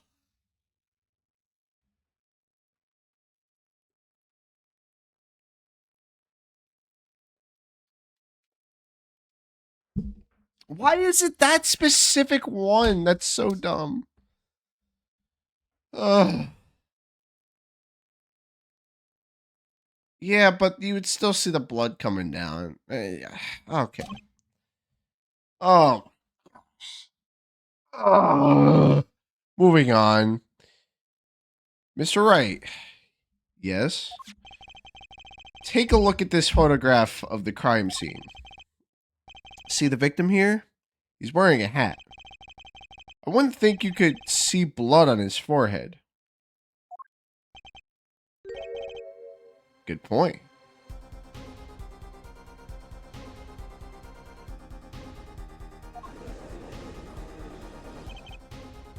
Justice. Next time you point out an inconsistency, put a little more oomph into it. Mr. Wright, can you explain this to the court? Ah, forgot to mention something. I was the one who put that hat on his head. Yeah, yeah, you did put the hat back on. Okay. Yeah, like, what? I don't understand. If that's how the scene looked to Phoenix... okay.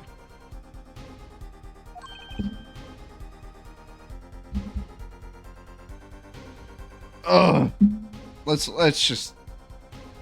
I want to just...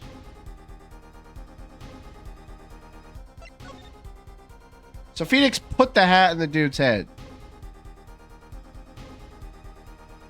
So basically... What? That doesn't make sense for a contradiction then. If Phoenix is the one who put the hat back on him, then he would have seen the blood in his forehead. So this photo was taken at a different time. Somebody took the picture after Phoenix put the hat on the dude. You? You put the hat on the dead man's head? He wore it through our entire poker game. After calling the police when I returned to the scene, his head was in full view, shining bright, just like in this photo. And? I picked his hat up off the floor and put it on his head. What? Why'd you do such a thing like that? All I could say is, I'm sorry. But that's the only thing I touched at the crime scene. So, Ms. Orley didn't see it? It being the victim's, his head. I think not. She was out cold. I believe I was the only one who witnessed his head. Here we go again. Mr. Gavin? Pardon. It just seems that our client is determined to lie his way through his case. Hey, he's still our client, isn't he? I believe that's enough of that. Mr. Gavin, this witness's testimony is more likely a travesty. It's riddled with lies. I'm beginning to see how you came to lose your attorney's badge 7 years ago. Well, you certainly have a unique way of treating your clients, Kristoff. I never knew. I believe it was you who threw the first stone. Mr. Wright, if you intend to ever tell the truth about this case, it's now or never. Don't be misled. I haven't told a single lie here. When I noticed the trap, I put the card in the bottle to dispose of it. When I put the hat on the victim's head, let's just say I had a reason for doing that as well. A reason? That reason is right here. Your cell phone? That night, recall that I spoke with defense attorney Gavin after calling the police. Just in case, I recorded our conversation. What's this? Oh, shit. Oh, shit. Now that we're all here, I see no reason why I shouldn't play it back for the court.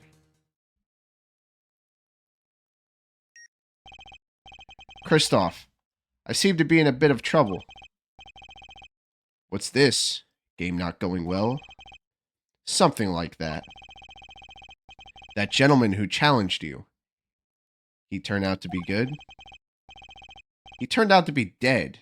Someone hit him hard. Okay, so now this changes things. So he did call after the dude was dead. He turned out to be dead. Phoenix did not call after she was knocked out. He called after he was dead.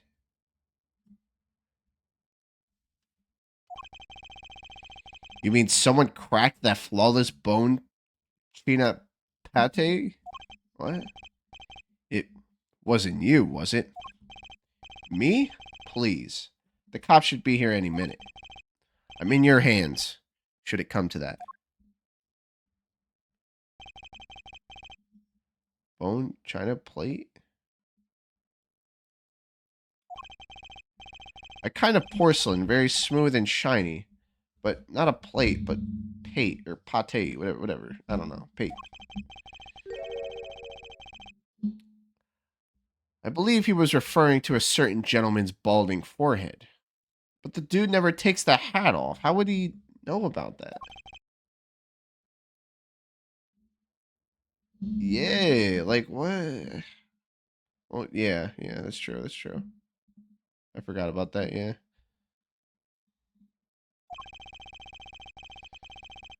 That's okay.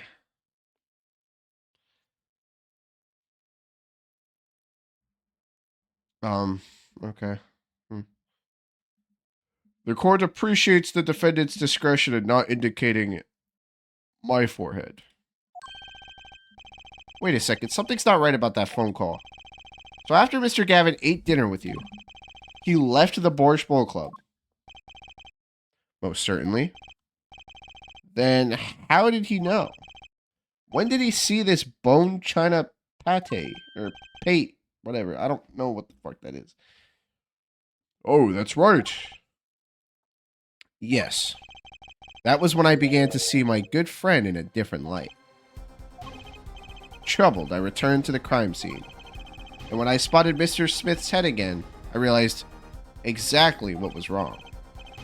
Well, Mr. Gavin, the stage has been set. Perhaps you would like to explain this to the court? Exactly how did you come by your privileged knowledge of the victim's head? So, this is your reason. The reason why you put the victim's hat back on. Your point, Mr. Gavin?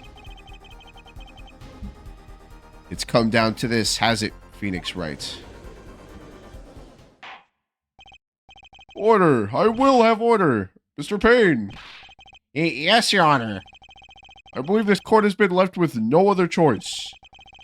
Are you prepared to hear defense attorney Gavin's testimony? Well, as the prosecutor, Very well. We'll break for 10 minutes. Oh my gosh, man. After which Mr. Gavin will take the stand for a cross-examination. Are we all clear on that? Crystal clear, Your Honor. Very well. This will be the final recess for the day. April 20th, 2:32 p.m., District Court Defendant Lobby, number 3. Mr. Gavin and Mr. Wright are both in the judge's chamber. Who'd have thought today would turn out like this? May I? Oh. That's Phoenix's kid. That's Phoenix's kid. What? Hello, sir. Please pick a card. What's this all about? Is this one okay? Excellent. I have a message for you. What? The last hand is about to be played. You'll need a trump card to make it. A trump card? The card you have chosen is magical. Use it wisely and the game is yours. That's all. His daughter is here? An ace? What? Oh, there's blood on it! Where do I remember that card from? Mr. Smith's hand has 3 aces, and Mr. Wright's too. It is 5 aces in all. It is true, I have seen it. The 5th ace. That was cheating, I swear to you. The missing 5th ace. Yes, it's blood. We noticed that immediately. You have your trump card. Now it's up to you to cut the deck and draw the truth. My father's fate is in your hands. I know you can do it. Oh, shit. This blood-stained card is my trump card for finding the truth? I fell deep into thought as my mind raced to understand what this all meant. That girl, I'd seen her recently, but where?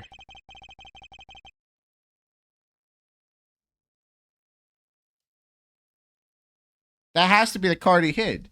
But why doesn't it look like it's curled up? It doesn't look curled up or anything, but surely that's it then. That's when I made the connection.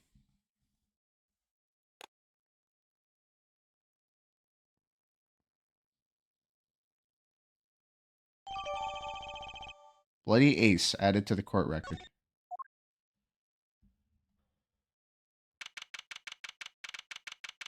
April 20th, 2:45 p.m. District Court, courtroom number 2. Court will now reconvene. Defense attorney Christoph Gavin, will you please take the stand? Now then, if you would, Mr. Payne. Yes, Your Honor. Will the witness state his name and occupation? Is this farce necessary, Your Honor? Believe me, far stranger things have gone on in this courtroom.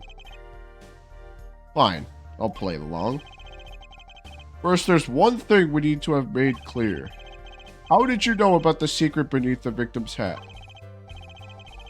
By secret, I'm guessing he means the fact that Mr. Smith was bald. Forgive my curiosity, but what is this about this fellow's head? Your Honor seems to have an inordinate interest in it. Oh. Oh, shit. Oh, the track changed. I wouldn't call it inordinate, Mr. Gavin. But Mr. Wright. What do you think you're doing, Wright? Wow, things sure look different from the other side. You know what I mean, Apollo? Speaking of looking from the other side, let's consider something for a second. The victim wore that hat all night, never once taking it off, except for that one time. That one time being the instant he was hit. Oh. When Mr. Wright returned from reporting the crime, the hat was lying on the floor. Mr. Wright picked it up and placed it on the victim's head. In other words, in order to have seen Mr. Smith's bald head, you would have had to have been there in the hideout at the time of the crime. In other words, I must be the real killer, is what you're trying to say? Not bad, Apollo. Oh, boy. Oh, boy. Oh, boy. Oh, boy. And he's laughing. He's laughing, too. Oh, Mr. Gavin? I'm afraid I haven't been entirely honest with the court. What? Fucking Winston Payne, bro. Winston Payne has just been on the side, like... Bro, he's just been on the side watching all of this. He's like, what the fuck is going on here, guys? Like, what the fuck is this? I'm shitting myself, and I don't know what's happening. And he's just watching these... Oh my gosh, he's just watching Phoenix and fucking Kristoff argue with each other. Doing nothing. I feel bad for Payne, honestly, because he's actually an honest prosecutor. He's not a bad guy. He's not done shit this whole case. At the beginning, he seemed like he was legit, but now it's like he's just on the side doing nothing. Oh, I assure you, I had the noblest of intentions. I did it all to protect my client, Mr. Wright. Yet I'm afraid in the current situation I see little reason to hide anything. Very well. Allow me to tell you the truth of what happened that night. Finally, you may begin your testimony. Hellas, how were you involved in the events of that fateful night? Witness testimony that fateful night. The rage I sensed in that man that night troubled me, so I returned to the club. I went down to the basement and peeked in through the little window to the hideout. Must have been right after the murder took place. The victim was dead as he appears in the photo. A bald head, an unconscious girl, and Wright holding a bottle in his hand. I sensed that was not the best place for me to be at that time, and so I left. That's when the call came from Wright. Yeah, he does look evil, bro. That fucking look in his eyes.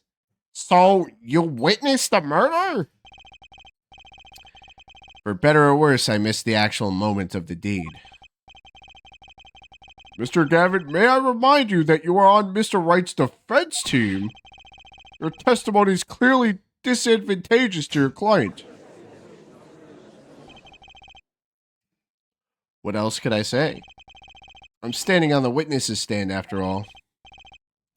So you are, Mr. Gavin. And you had to testify as you just did. You had to tell them you saw the scene of the crime through that little window. Mr. Wright? You had to say that. Because that was the only probable window of opportunity. Right, Apollo? Mr.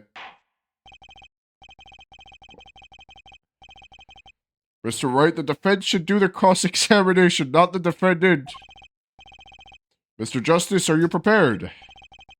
Yes, Your Honor. Can't believe I'm going up against Mr. Gavin. This trial is getting weirder and weirder. Fucking pain. It's just... I can't get over how goofy this shit is. This is fucking insanity, man. What the fuck?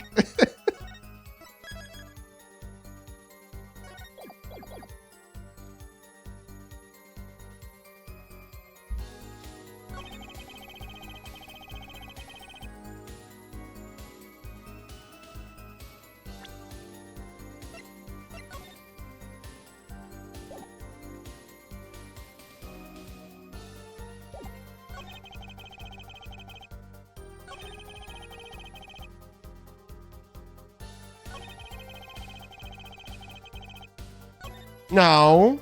No. Hat removed during investigation.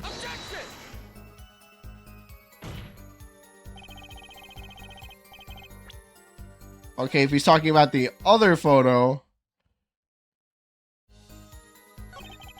Hold on. I'm just gonna click through all this so I don't have to sit through this crap.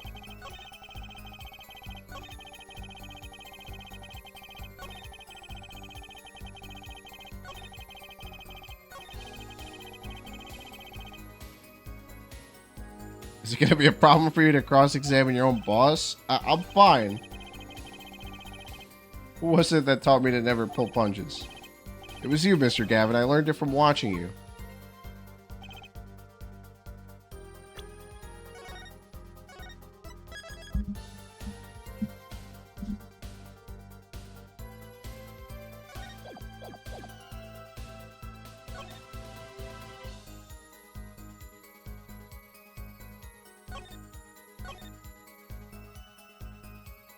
Wait, I'm gonna read what you guys are saying. He so did it. That also doesn't line up with what Phoenix said about him calling right after the cops. He could have been called if Phoenix was in the basement.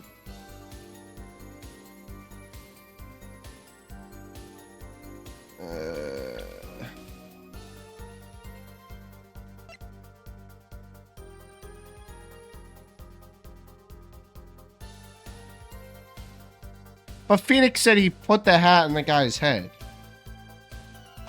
Like, what? Okay, then, okay. Hold on, hold on. Alright. Alright, I'm gonna slow down and just...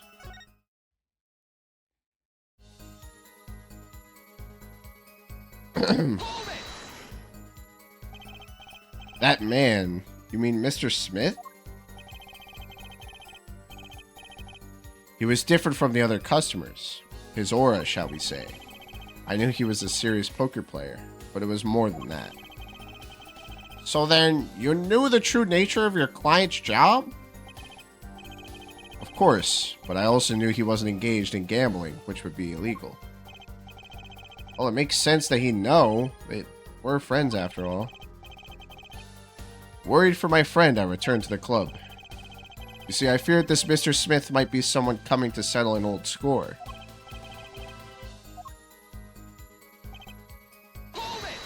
Just press everything. The little window. You mean the one used to keep watch up the stairs? Hold on a minute. Is that going to be evidence? Because there's no way you would get a proper look to see if the guy...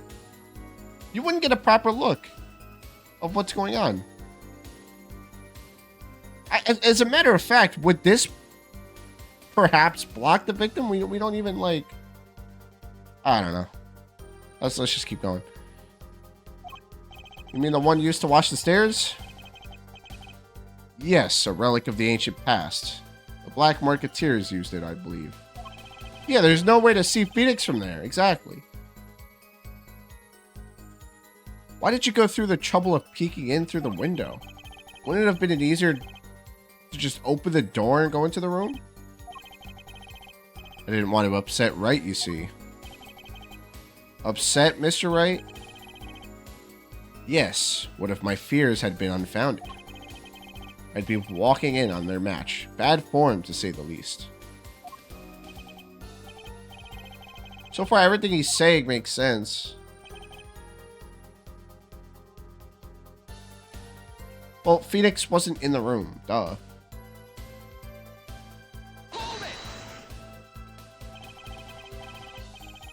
How do you know it was right after the murder? Really, no need to shout, Justice. I was just getting to that part of my testimony. There he is, the coolest defense in the West we know and love. Even when you're standing up there on the witnesses stand, some things never change. I was afraid you'd change too, Wright, but you haven't. You and that overbearing personality of yours. With friends like these, who needs enemies? Yeah, right? My gosh. The fuck?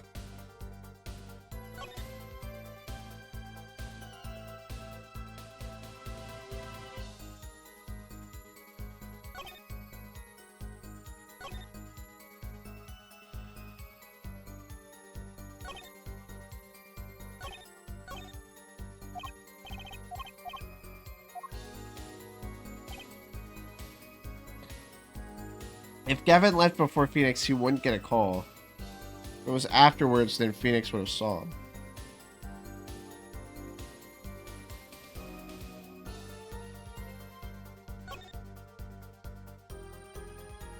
I went down to the basement and peeked in through the little window to the hideout. And that's not evidence. No, what? This window? No, that's not. How would you know what? Objection! What? None of this testimony makes sense.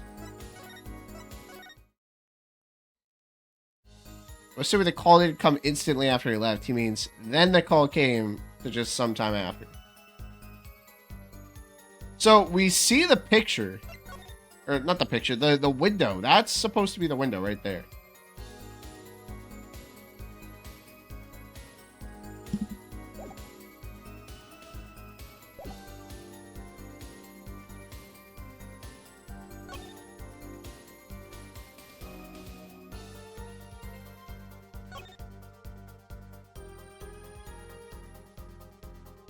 I am so freaking confused, man.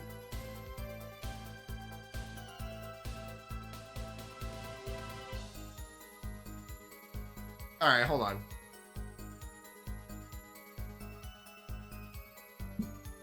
I mean, yeah, I mean, you see that window and he's definitely got a view of the victim.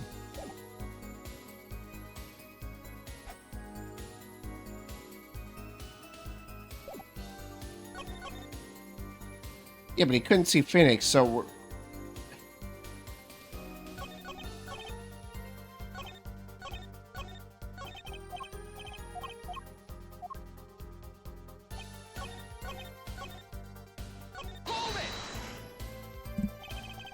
those were the only 3 at the scene of the crime? Yes, as far as I saw at least. And we're back to where we started. The killer was the defendant, Phoenix Wright. Who else could it have been?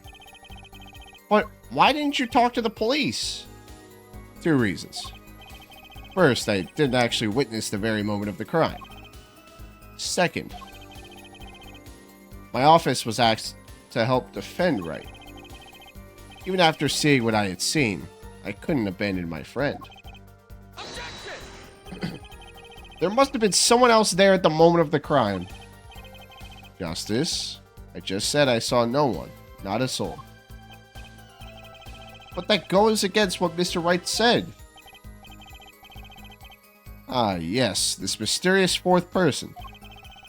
Who would conveniently be the real killer, I suppose. Glad to see we agree, Mr. Gavin. Let me pose a question then. Tell me, what possible reason did the real killer have to swap cards in the victim's hand? Perhaps you could show us a reason as to why such a thing would be necessary? How could I show something I can't find myself? Remember, Apollo, the card that was swapped out was the 5th ace. Okay, so we present the 5th ace. The question of why the killer would swap out a card has been raised. Can you point a reason? Yeah. The 5th ace. The defense would like to present evidence to the court. Evidence showing the reason why a card was swapped out. Then go ahead and point out your reason, Mr. Justice. Why did the killer take the 5th ace? Because there is blood on it. My reason is this. Is that an ace? Why it's got blood on it. Right next to the spade. What? Oh boy.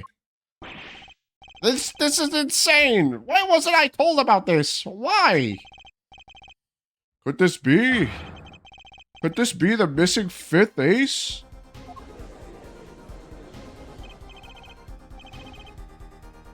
Inconceivable. How could you? What are you doing with that card? Well, that's the thing. Why is Mr. Gavin so upset? It's just a fishy card from some fishy girl. Oh, that card? It's mine. That is, I picked it up at the Borscht Bull Club that night after the murder had occurred. I gave it to my daughter. Cards are her stock in trade, after all. No, impossible. Unacceptable. The court can't accept this evidence. It's a fraud. A fraud? How can you be so sure? What? I would think the only person who could claim it was a fraud would be the one who took the real card from the crime scene.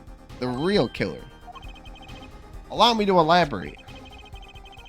What if this trace of blood was the reason?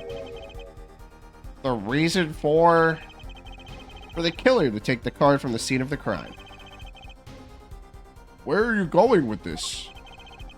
Take another look at the photo and at the victim's head. At the moment of the crime, his hat fell to the floor, and a trickle of blood ran from his forehead down the back of his head. Couldn't a drop of that blood have fallen on one of the cards? I suppose. The killer then took the card to hide the blood. Regardless, that evidence is non-permissible. Oh? Right? Regardless of how you've wasted the last 7 years, you used to be a lawyer. You know what a serious crime it is to conceal evidence?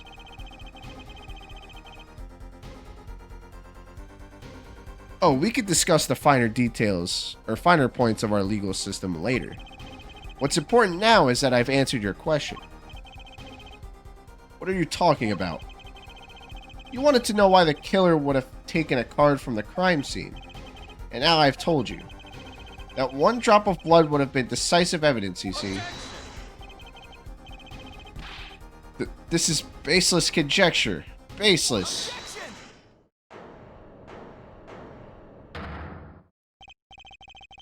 Oh, I assure you, it's quite based. It's quite based. What? It's amazing, really. How a single drop of blood on a single card can lead us to the truth. It's quite simple. Well, Apollo, it's quite based. Yes? Try picturing the scene of the crime. Try picturing the scene of the crime in your head. So he has like, he can create images in his head and he has like really good vision. The murder took place in the hideout. The body of the luckless victim was found at the poker table. And then, before the killer swapped the card out, there was a single card with a drop of blood on it in the victim's hand. Given this, there is one decisive problem with this scene.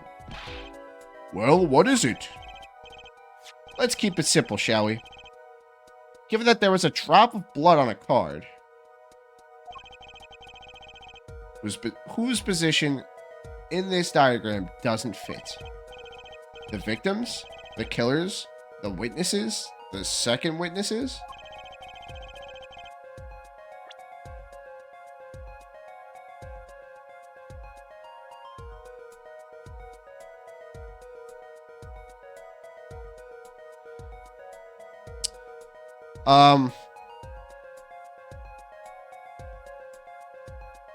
I think the killer's spot and the second witness's spot are swapped, to be honest.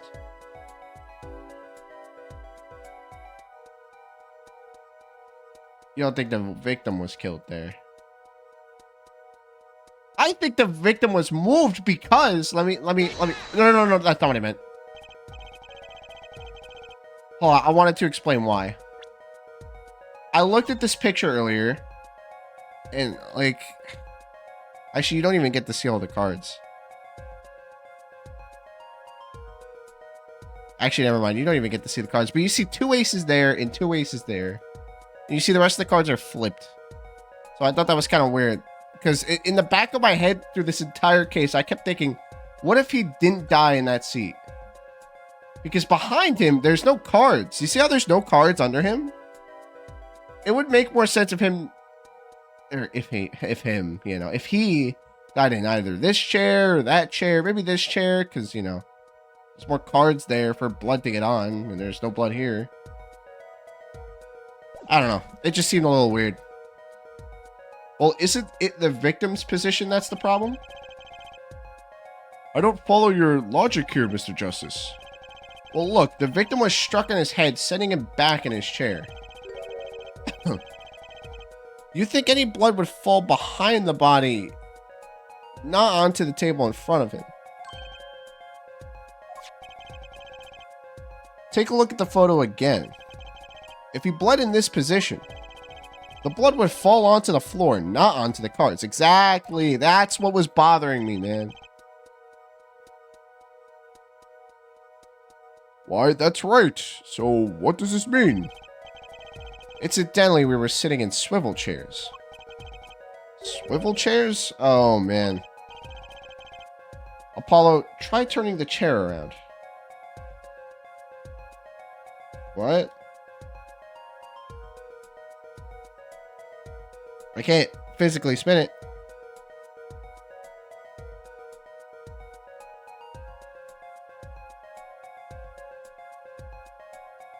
What? Recreate the crime scene. What? Wait, what am I doing here? Is this something new that they added with this game? I'm confused. Hold on. Oh, I can't save. What? I think it wants me to just point out. Yeah, okay. The chair was facing the other way? It would have to be.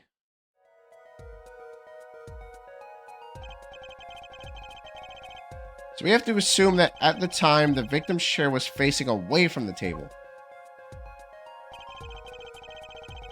When Mr. Wright returned from informing the police, which way was the chair facing? When I came back to the room, the body was facing as seen in this photo. That would mean that the killer turned the chair back around. Let's take the next step. Look at the diagram once more.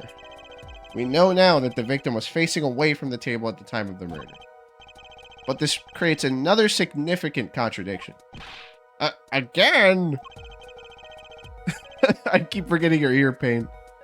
Let's test your reasoning skills again, shall we? Apollo, whose location on this diagram contradicts our new understanding of the crime? The victims, the killers, the witnesses, the second witnesses. Whose location creates a contradiction if the victim was facing away? The killer. Unless the killer reached over the table and no. What? The killer. I mean, realistically, it's obviously the second witness because there's no second witness. Unless...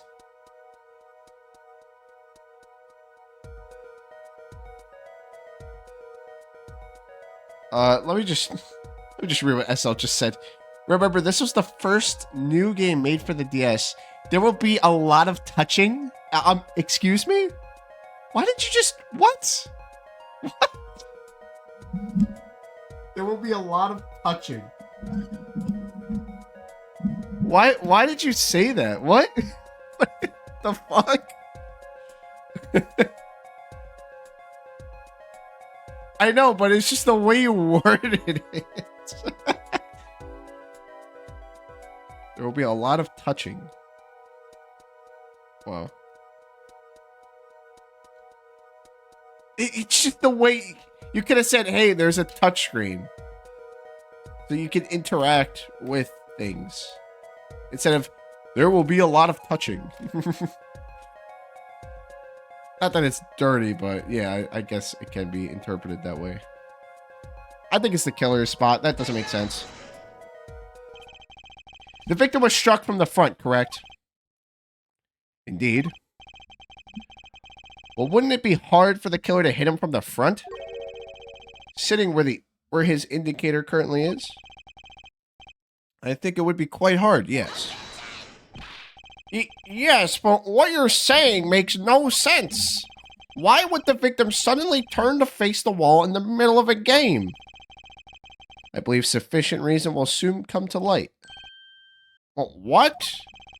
There's something in this diagram that makes far less sense, actually. Look again. Apollo, if the victim was struck while he was sitting as shown here, where would his assailant be standing? Try marking it on the diagram. But what? There's no room to put a mark where the killer should be.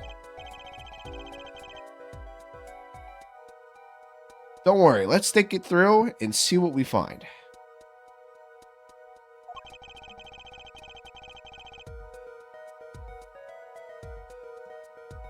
We know the victim was facing toward the wall at the time of the crime. That's the only thing we know for sure. Try to forget about everything else. Where would the killer have to be standing to hit the... I mean, like right here, maybe? Like... I don't... It would have to be like right here. Like, what? Can I save? No? It would be right here. Right here wouldn't make sense because then you would reach around and hit him. It's not going to be here because that doesn't make sense. That's too far from the victim. It's not here because that doesn't make sense. It's got to be here. Well, I guess the killer would have to be, oh shit. Hold on.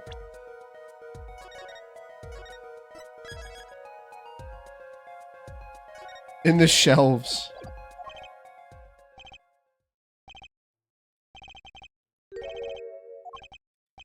Yeah, no, I got it wrong.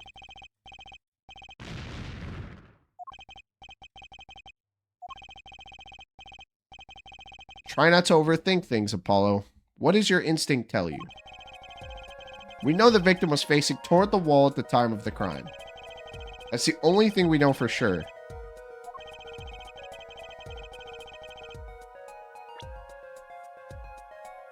Is it literally in the shelf?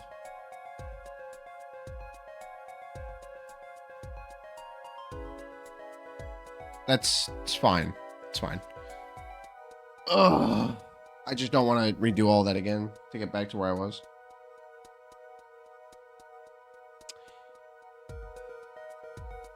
Even if it doesn't make sense, but it is where it would be. Yeah, it would be inside the shelf. Like, what?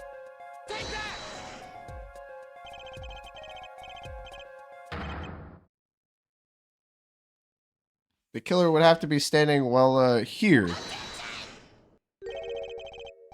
You get points for flair, but that's about all you get. Thought I was onto something here, too. I hardly need to point out that standing there would be impossible. The victim is facing a solid cupboard. Or are you claiming that the killer climbed the cupboard and hit him from above? It's simple logic, really. If this was the only place the killer would have been standing, then that means that at the very moment of the crime... Wait, I know. At the moment of the crime, the cupboard wasn't there. They fucking moved it? What's this now? I mean, that's the only explanation, right, Mr. Gavin? What the fuck? What? This is just... What? Your Honor, I have a suggestion for the defense. We should arrange to examine the cupboard in the hideout immediately. Bailiff, send a team to the crime scene immediately. Have them try to move the cupboard. Ah, Your Honor? What? There's one more thing your men should look for. Please, give them this. Give this to the bailiff. Yes, I see. You do belong in the courtroom, after all, Mr. Wright. I do my best.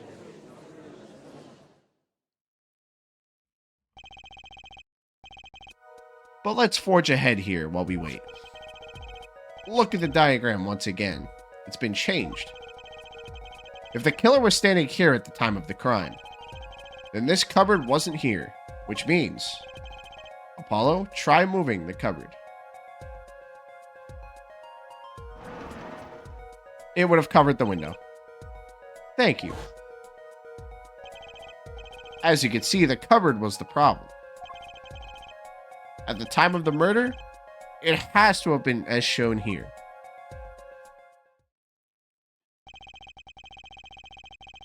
Now everything is in place to reconstruct the moment of the crime. Oh my, what's this? What is it now? Look at the diagram of the crime scene once more. It appears we found yet another contradiction. What I believe to be the final contradiction, in fact. Huh? Oh, dang. Notice something, Apollo? A line of deduction is rapidly approaching its logical conclusion.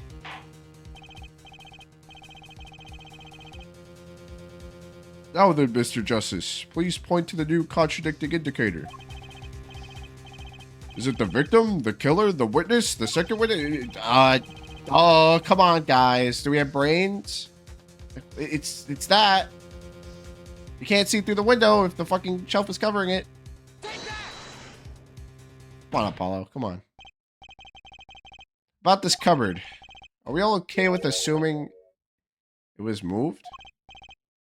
Sure, why not? Well, if it was, something really doesn't fit. Cupboard would completely cover up the window. Yeah. That's pretty obvious. Yeah. Oh, I'm blinded. I can't see shit. That's right, someone standing outside wouldn't be able to see in. Someone like Mr. Gavin. What did you say? Oh, is the coolest defense in the West losing his cool?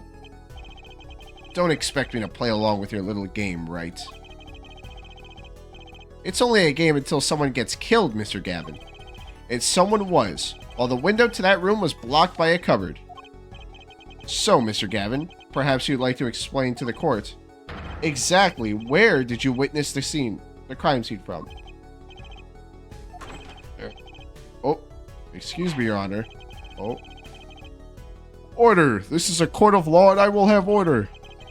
We just now received word from our investigative team at the Borscht Bull Club. They've examined the cupboard at the hideout, Your Honor. Oh, and what did they find?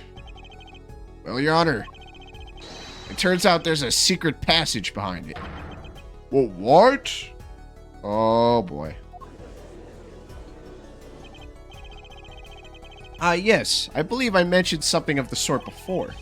This is one of the tricks to the room many of our regulars know about. I do remember him saying something about that now that he mentions it. A secret passage is a handy thing to have when you're engaged in illegal things, in illegal goings-on. Never know when you might need to duck away from the eyes of the law. So the room has a secret passage. Where does it go? The other side connects... Oh, flip. The other side connects to the restaurant above. The underworld bosses could get away from the cops and enjoy a cold bowl of borscht, no doubt. Just like our killer.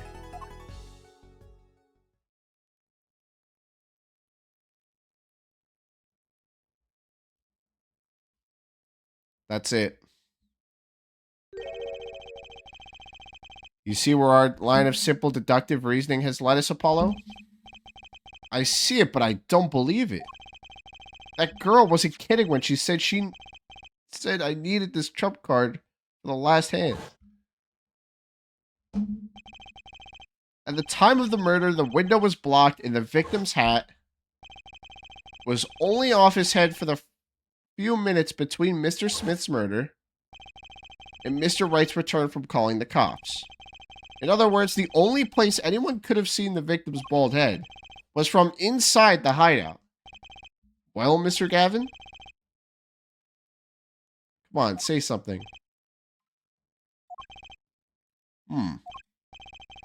Dare I ask what really happened that night? Actually, I think we could probably figure it out ourselves at this point. That night, for whatever reason, our killer had a date with Mr. Smith. A date with destiny. There he crouched hidden in the secret passageway behind the cupboard, holding his breath, waiting for just the right moment. Then the chance came, and he took it.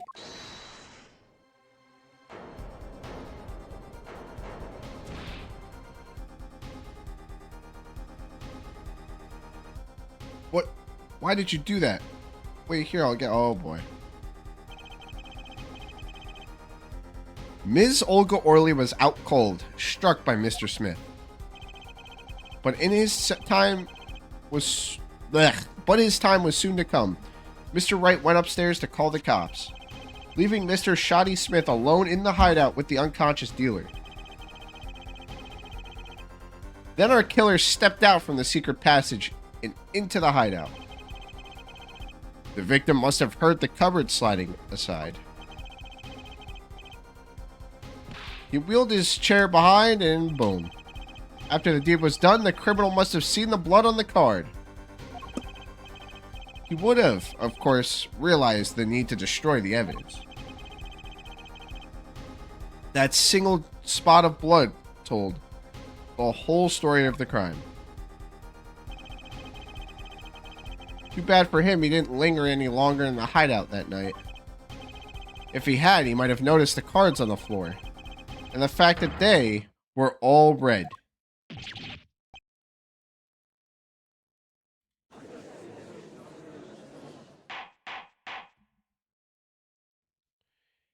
Yep, he is the killer.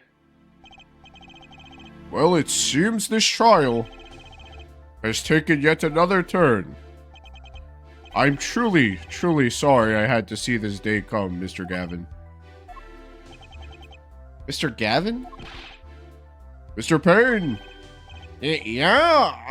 Yes, Your Honor. The prosecution will continue its investigation. For Mr. Phoenix Wright, the defendant, he is hereby cleared of all suspicion. Yeah, obviously. Believe me when I say that I don't believe this is happening, Mr. Gavin. But I'm afraid circumstances call out for me to issue a warrant for your arrest. Immediately.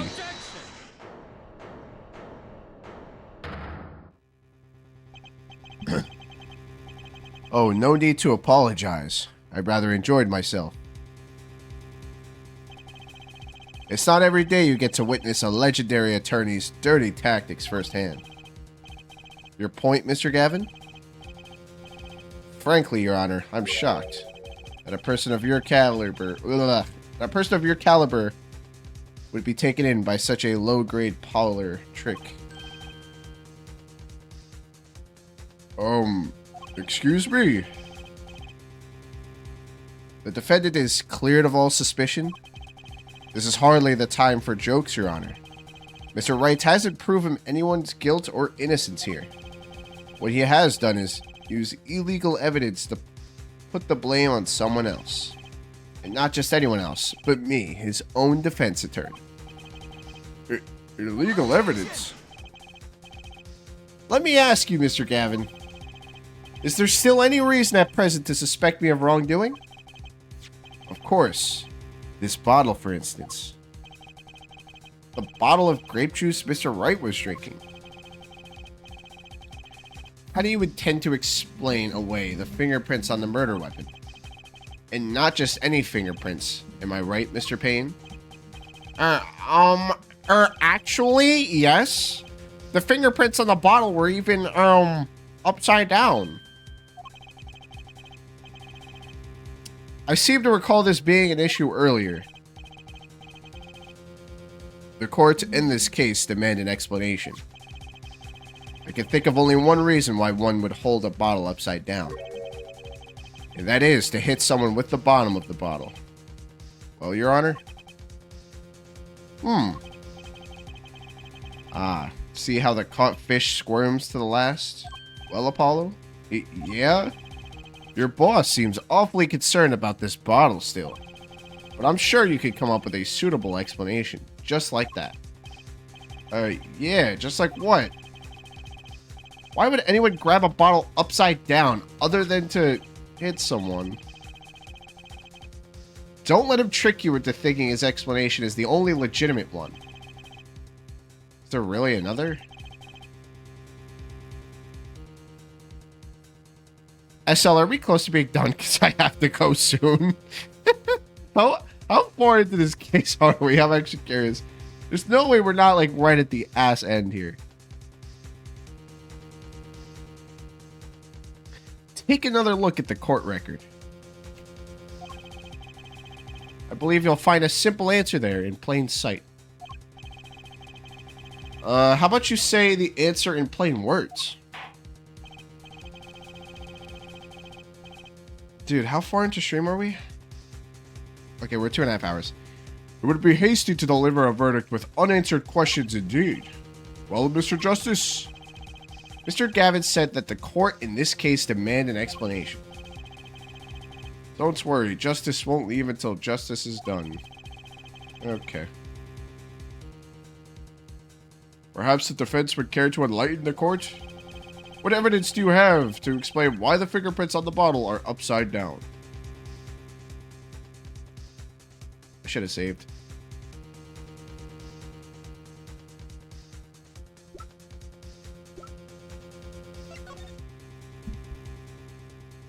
Yeah, that was pretty corny.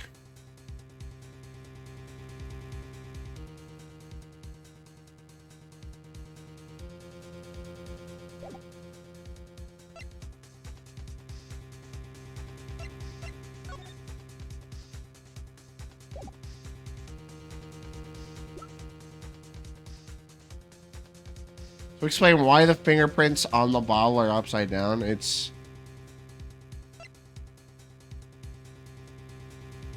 he's not sitting on a case, so I mean sitting on a chair next to, I guess, a crate with bottles in it.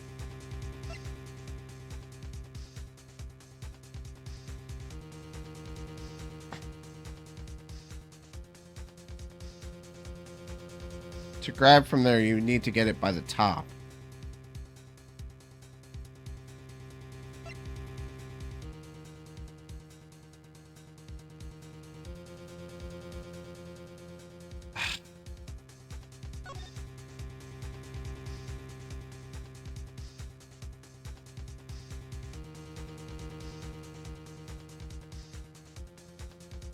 There's no, Wolf. This room, this is not the room where the murder happened. This is where they were eating earlier, before the crime happened. So they were eating on the first floor of the Borscht Bowl restaurant, and then they went in the basement, and this is the crime scene. This is the basement. This is a separate room. This is not where the crates are. This is a different area.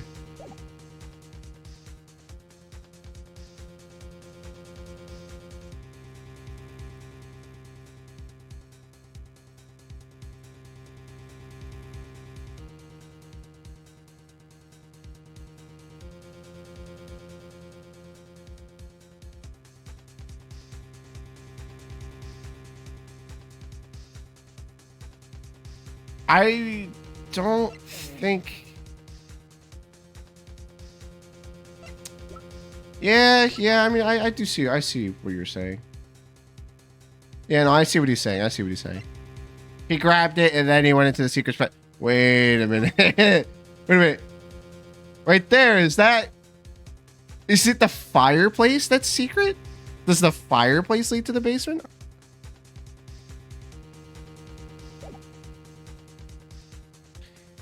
Oh.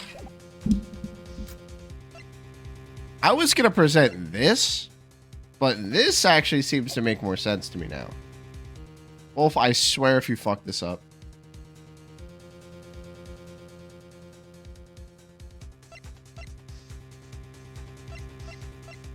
Oh, I wish I could just save right now. I can't save. It won't let me save. Try it? Okay, I'll try it.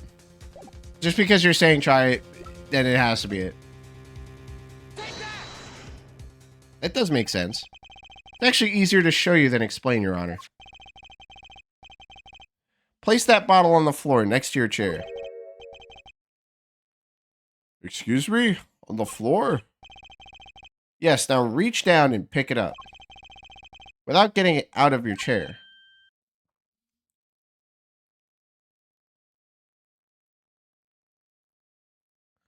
Ah. See, you naturally go to pick up the bottle by its neck. With your fingers upside down. Look at this photograph taken on the night of the murder. The defendant, Mr. Wright, sat here, playing piano, bottles of grape juice on the floor to the side of his piano bench. He would have naturally picked up the bottles upside down several times.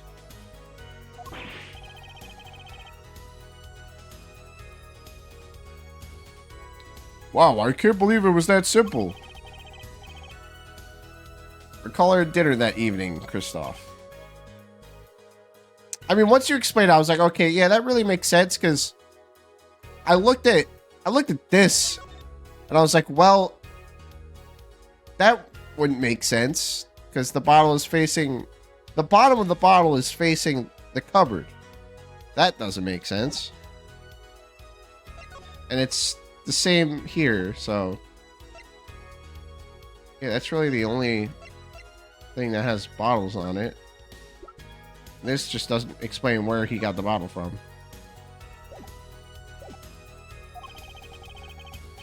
I was drinking my usual juice then too. Basically, you used the bottle on the table to do the deed, but then you must have remembered. So you went and picked up one of the bottles from under the piano, yeah, and you switched the bottles. You took one of Mr. Wright's bottles and made it look like the murder weapon.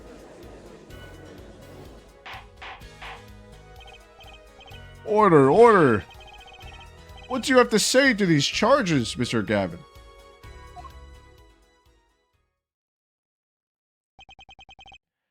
Fascinating. So this is the legendary attorney's famed tactic of misdirection. Well, what?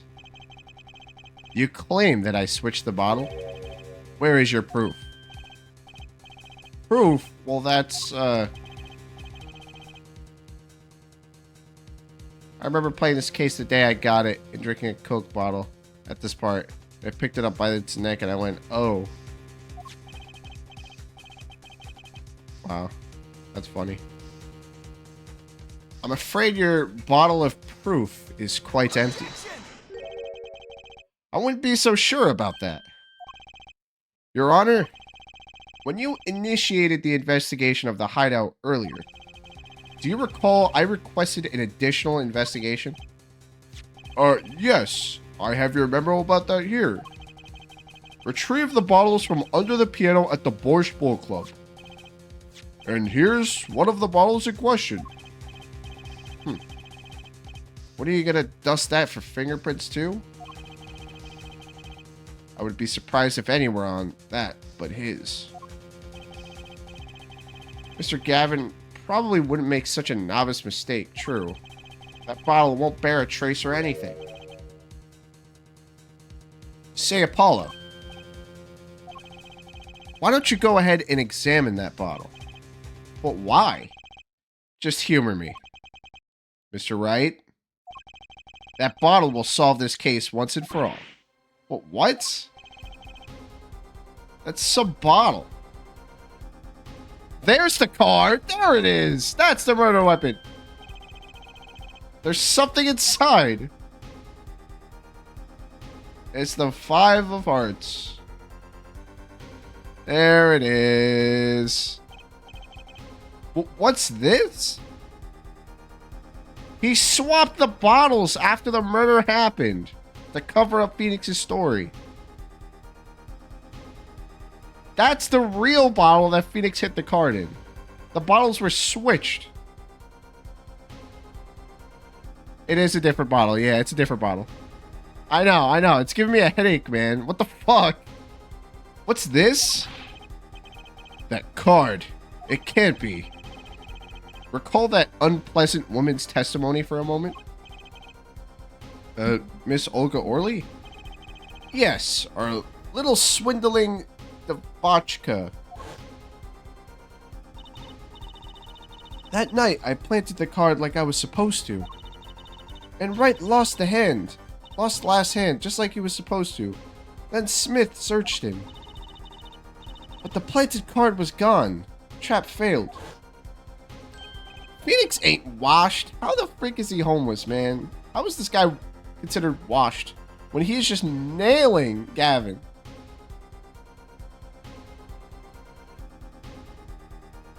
The face of humor me is crazy.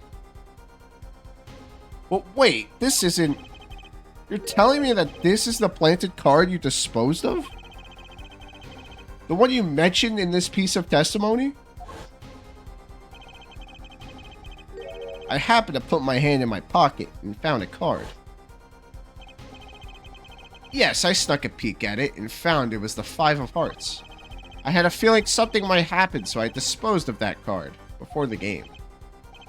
Disposed? Where? There was an empty bottle of grape juice I had been drinking right beside me. I threw the card inside the bottle. Yeah, okay.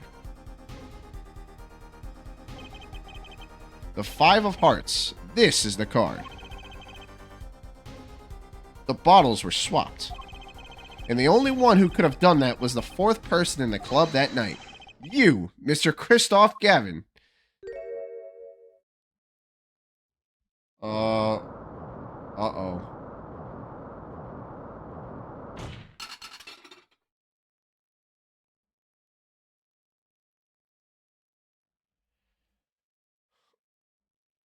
Oh, you pissed him off now.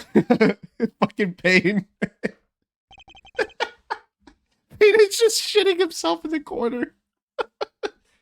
Oh, this case is just crazy. That is all.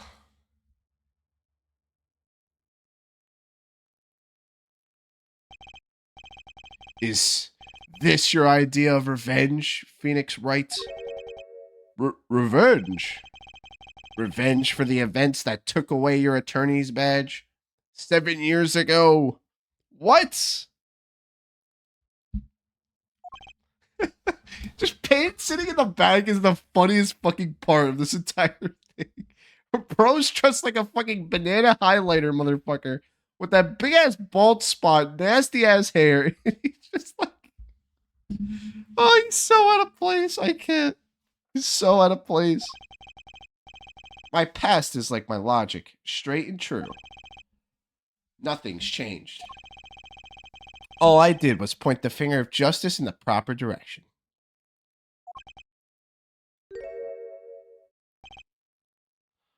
Fine. I'm glad we could have this little I don't know. I don't know what that is. This is insane. What about me? Don't I get to prosecute anyone? What the fuck is happening? I'm shitting myself. I don't know what's happening here. You guys lost me like 20 minutes ago. Maybe like an hour ago, more like. I believe this time we have finally come to the end of our trial. Mr. Payne, do you have a report for us on Christoph Gavin? He's admitted everything. We're processing his arrest now.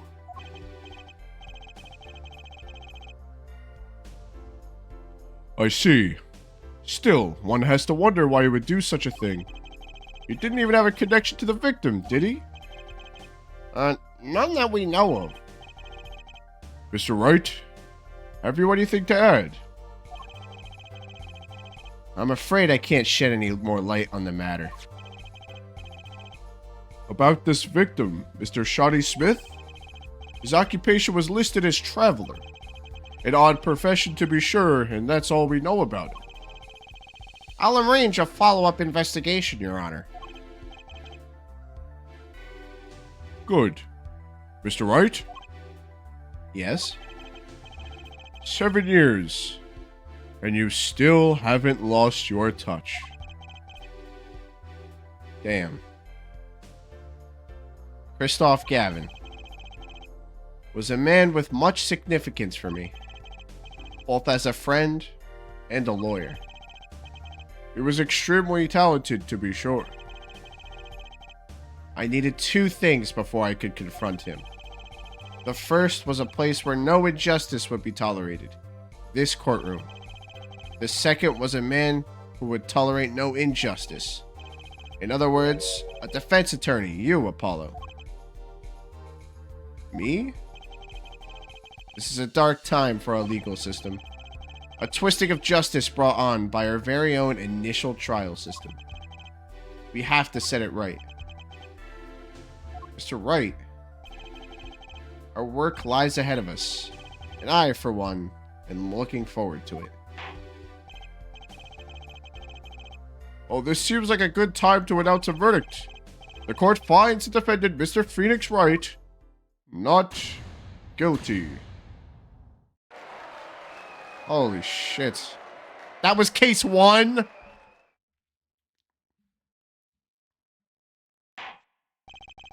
Court is adjourned.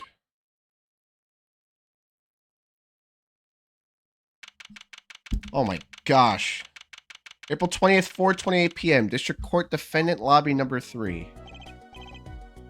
Thanks, Apollo. You came through.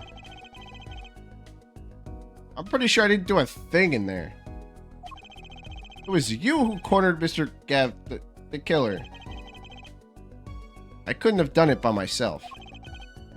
You sensed it too today, didn't you? Your ability. Ability? Yes, a sensitivity I lack. You'll come to understand it soon enough. Wait, I wonder if he means... have one question for the witness then. You say you saw the moment the defendant hit the victim. Is this true? Of course it's true. What's this weird vibe I'm getting? Yeah.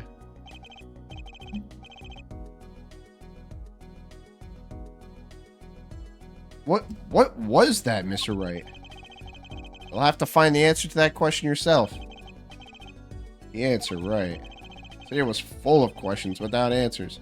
Most of them about Mr. Gavin. What possible reason could he have had to commit murder?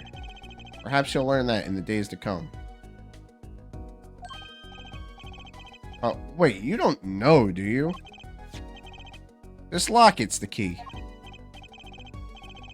Oh, that reminds me. I met the girl whose picture is in your locket.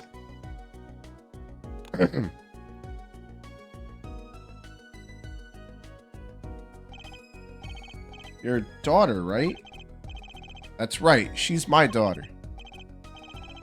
You know, you were right about this locket.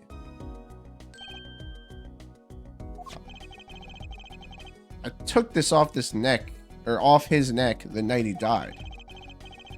But it looks like our dear Russian scam artist saw me. So the truth is, this locket really did belong to him. Wait, but that's perjury. You testified. You said that locket was yours. I said no such thing, actually. Huh?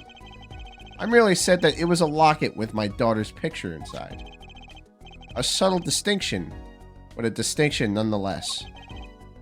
And it's the truth. Wait, but then why? How was the victim wearing a locket with a picture of your daughter in it? Sometimes the straightest path to the truth isn't the best one. Give it time. You're still just getting started with your career. Yeah, what a fucking case to start with for Apollo. Apollo really got screwed. Phoenix had it easy for his first case. He had it very easy. Speaking of which, I may be out of a job. I work for Gavin Law Offices after all. I still can't believe I just saw Mr. Gavin get led away in handcuffs. Apollo? Yeah? How about coming to work for me? Oh, what? You mean at the Wright & Co. Law Offices?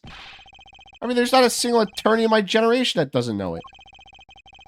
I can't imagine that to be true, but... Wait, but didn't you? You're not a... Oh, I turned in my badge, yes. I'm not an attorney anymore. That incident 7 years ago.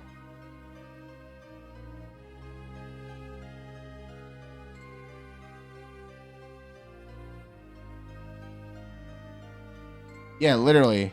Apollo's Mia literally is a murderer. Or murderer. Sorry, my brain's not working. That legendary trial. At the middle of it all was one man, Phoenix Wright.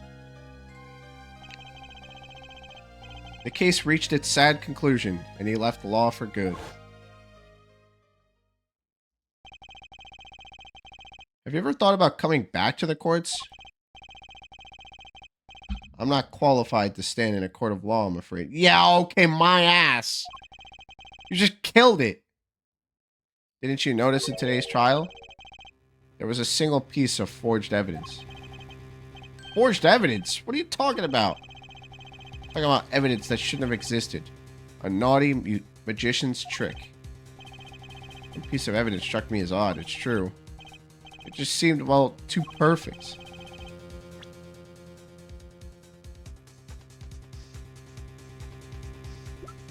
A magician's trick. It's the card. Yeah. Oh. It's the fifth card. The ace, yeah.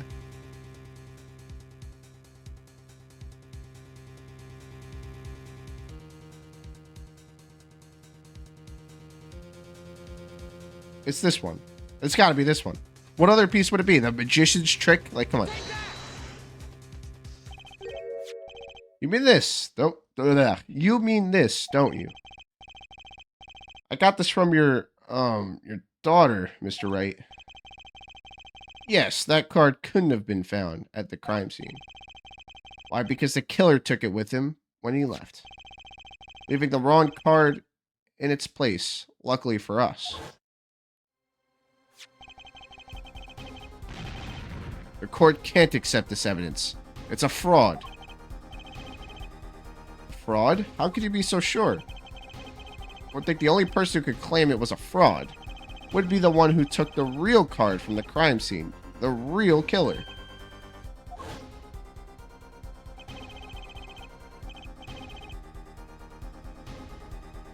My verdict was already handed down 7 years ago. Then, you really? Yes, I forged this card.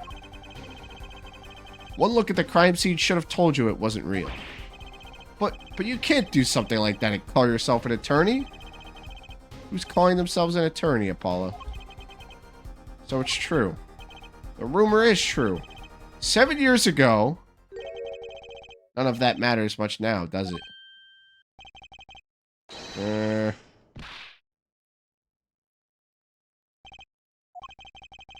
I punched. Oh. Oh, you punched him? It's your story from here on out, Apollo. Perhaps I can help you turn the next page. My office's address. Drop in if you'd like. Mr. Wright. Oh, about your uppercut? Try yelling, "Take that" next time. I find it packs a little more punch. And Apollo, thanks for today. I had a good time.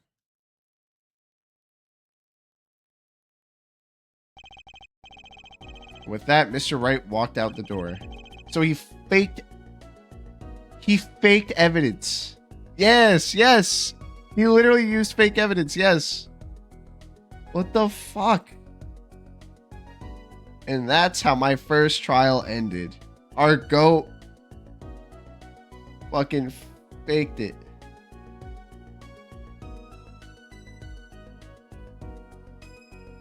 And that's how my first trial ended. Wow. A lot of mysteries went unsolved.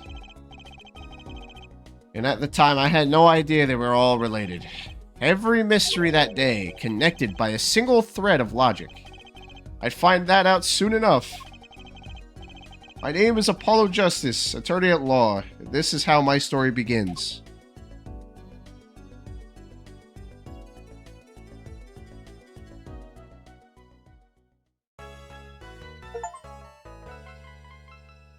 Wow.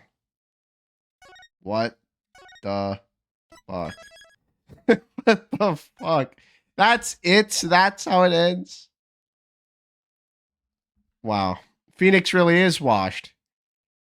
So hold on. So Phoenix lied in the case 7 years ago, and he lied about the case now. He just said that he used fake evidence.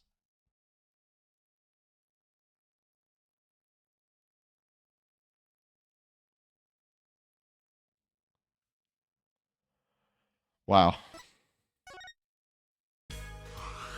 What the fuck, man?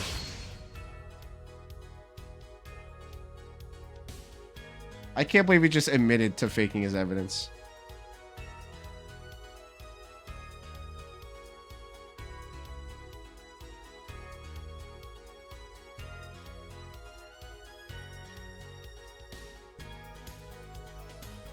That is just crazy to me. The next trial is going to be like 4 days long. Oh, jeez. I can imagine.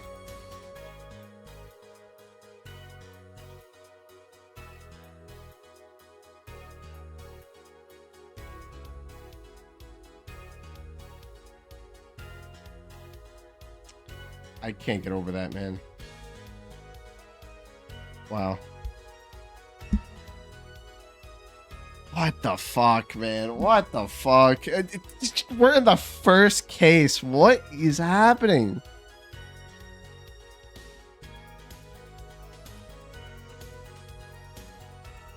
I'll admit though, it was pretty freaking crazy. That was very well made. I'm curious as to what's gonna happen here. That was the best first case of the series. That had to have been the best first case, aside from Trials and Tribulations, obviously. That was another very good first case.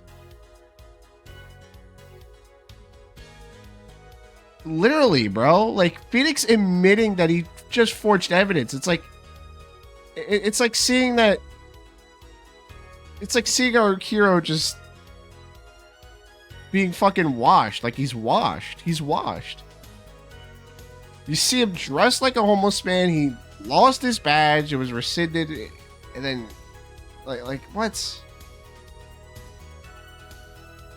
I'm shocked to see that happen to Phoenix of all people, bro. He literally pulled an Edgeworth. Yeah, now he's no better than Edgeworth. He's really not. You know what? Maybe that's not true. Actually, we don't even know where Edgeworth is during the events of this game. What is Edgeworth doing? Does Edgeworth show up in this game?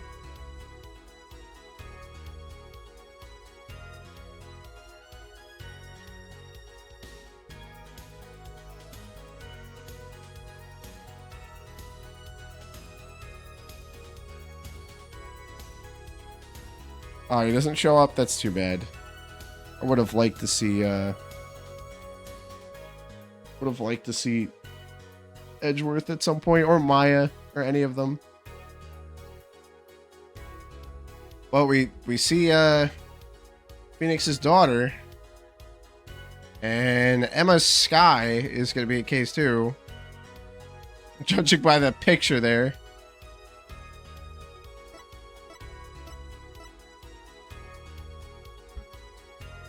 That's going to be interesting. Yeah.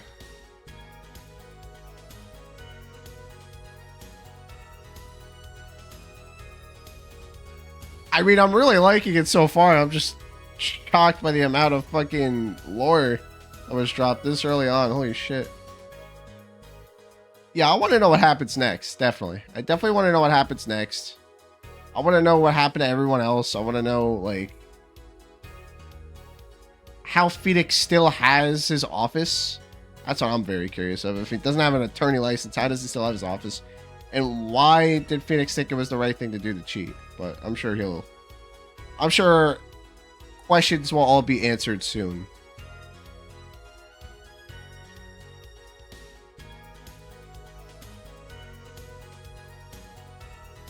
I mean, I would assume so.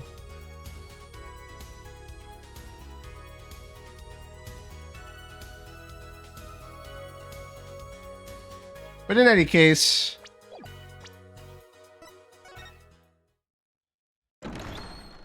let's I'm gonna call it here for the day. If I had more time, I would begin the next case, but yeah, no, we're like 3 hours deep in the stream. Because we were stuck on one fucking line for like over 20 minutes.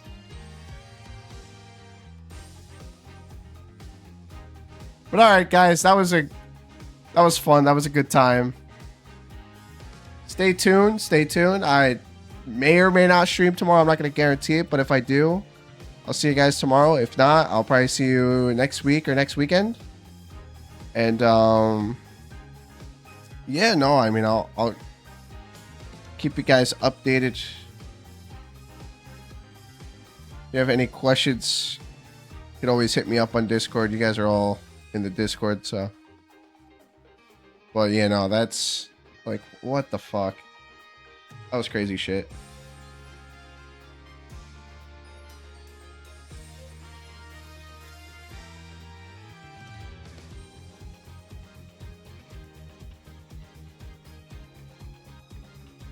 It's crazy that Phoenix is washed like that. That is just wild. Yeah, how the fuck is Phoenix paying the rent for his law office, but is not able to do law anymore? Why don't see you tomorrow? Lock your doors and windows, because I'm coming. It's a better outro, bruh.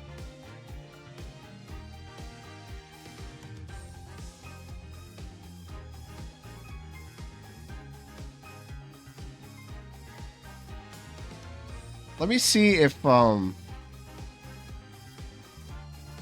if anybody I know is streaming right now. I'll do a raid if I know anybody that's streaming at the moment. No, nobody's streaming at the moment. Well, all right, guys. I hope you all had fun. I had a great time. This was a lot of fun. And yeah, no, stay tuned. Thank you all again, and I will catch you all next time. Peace out, fellas.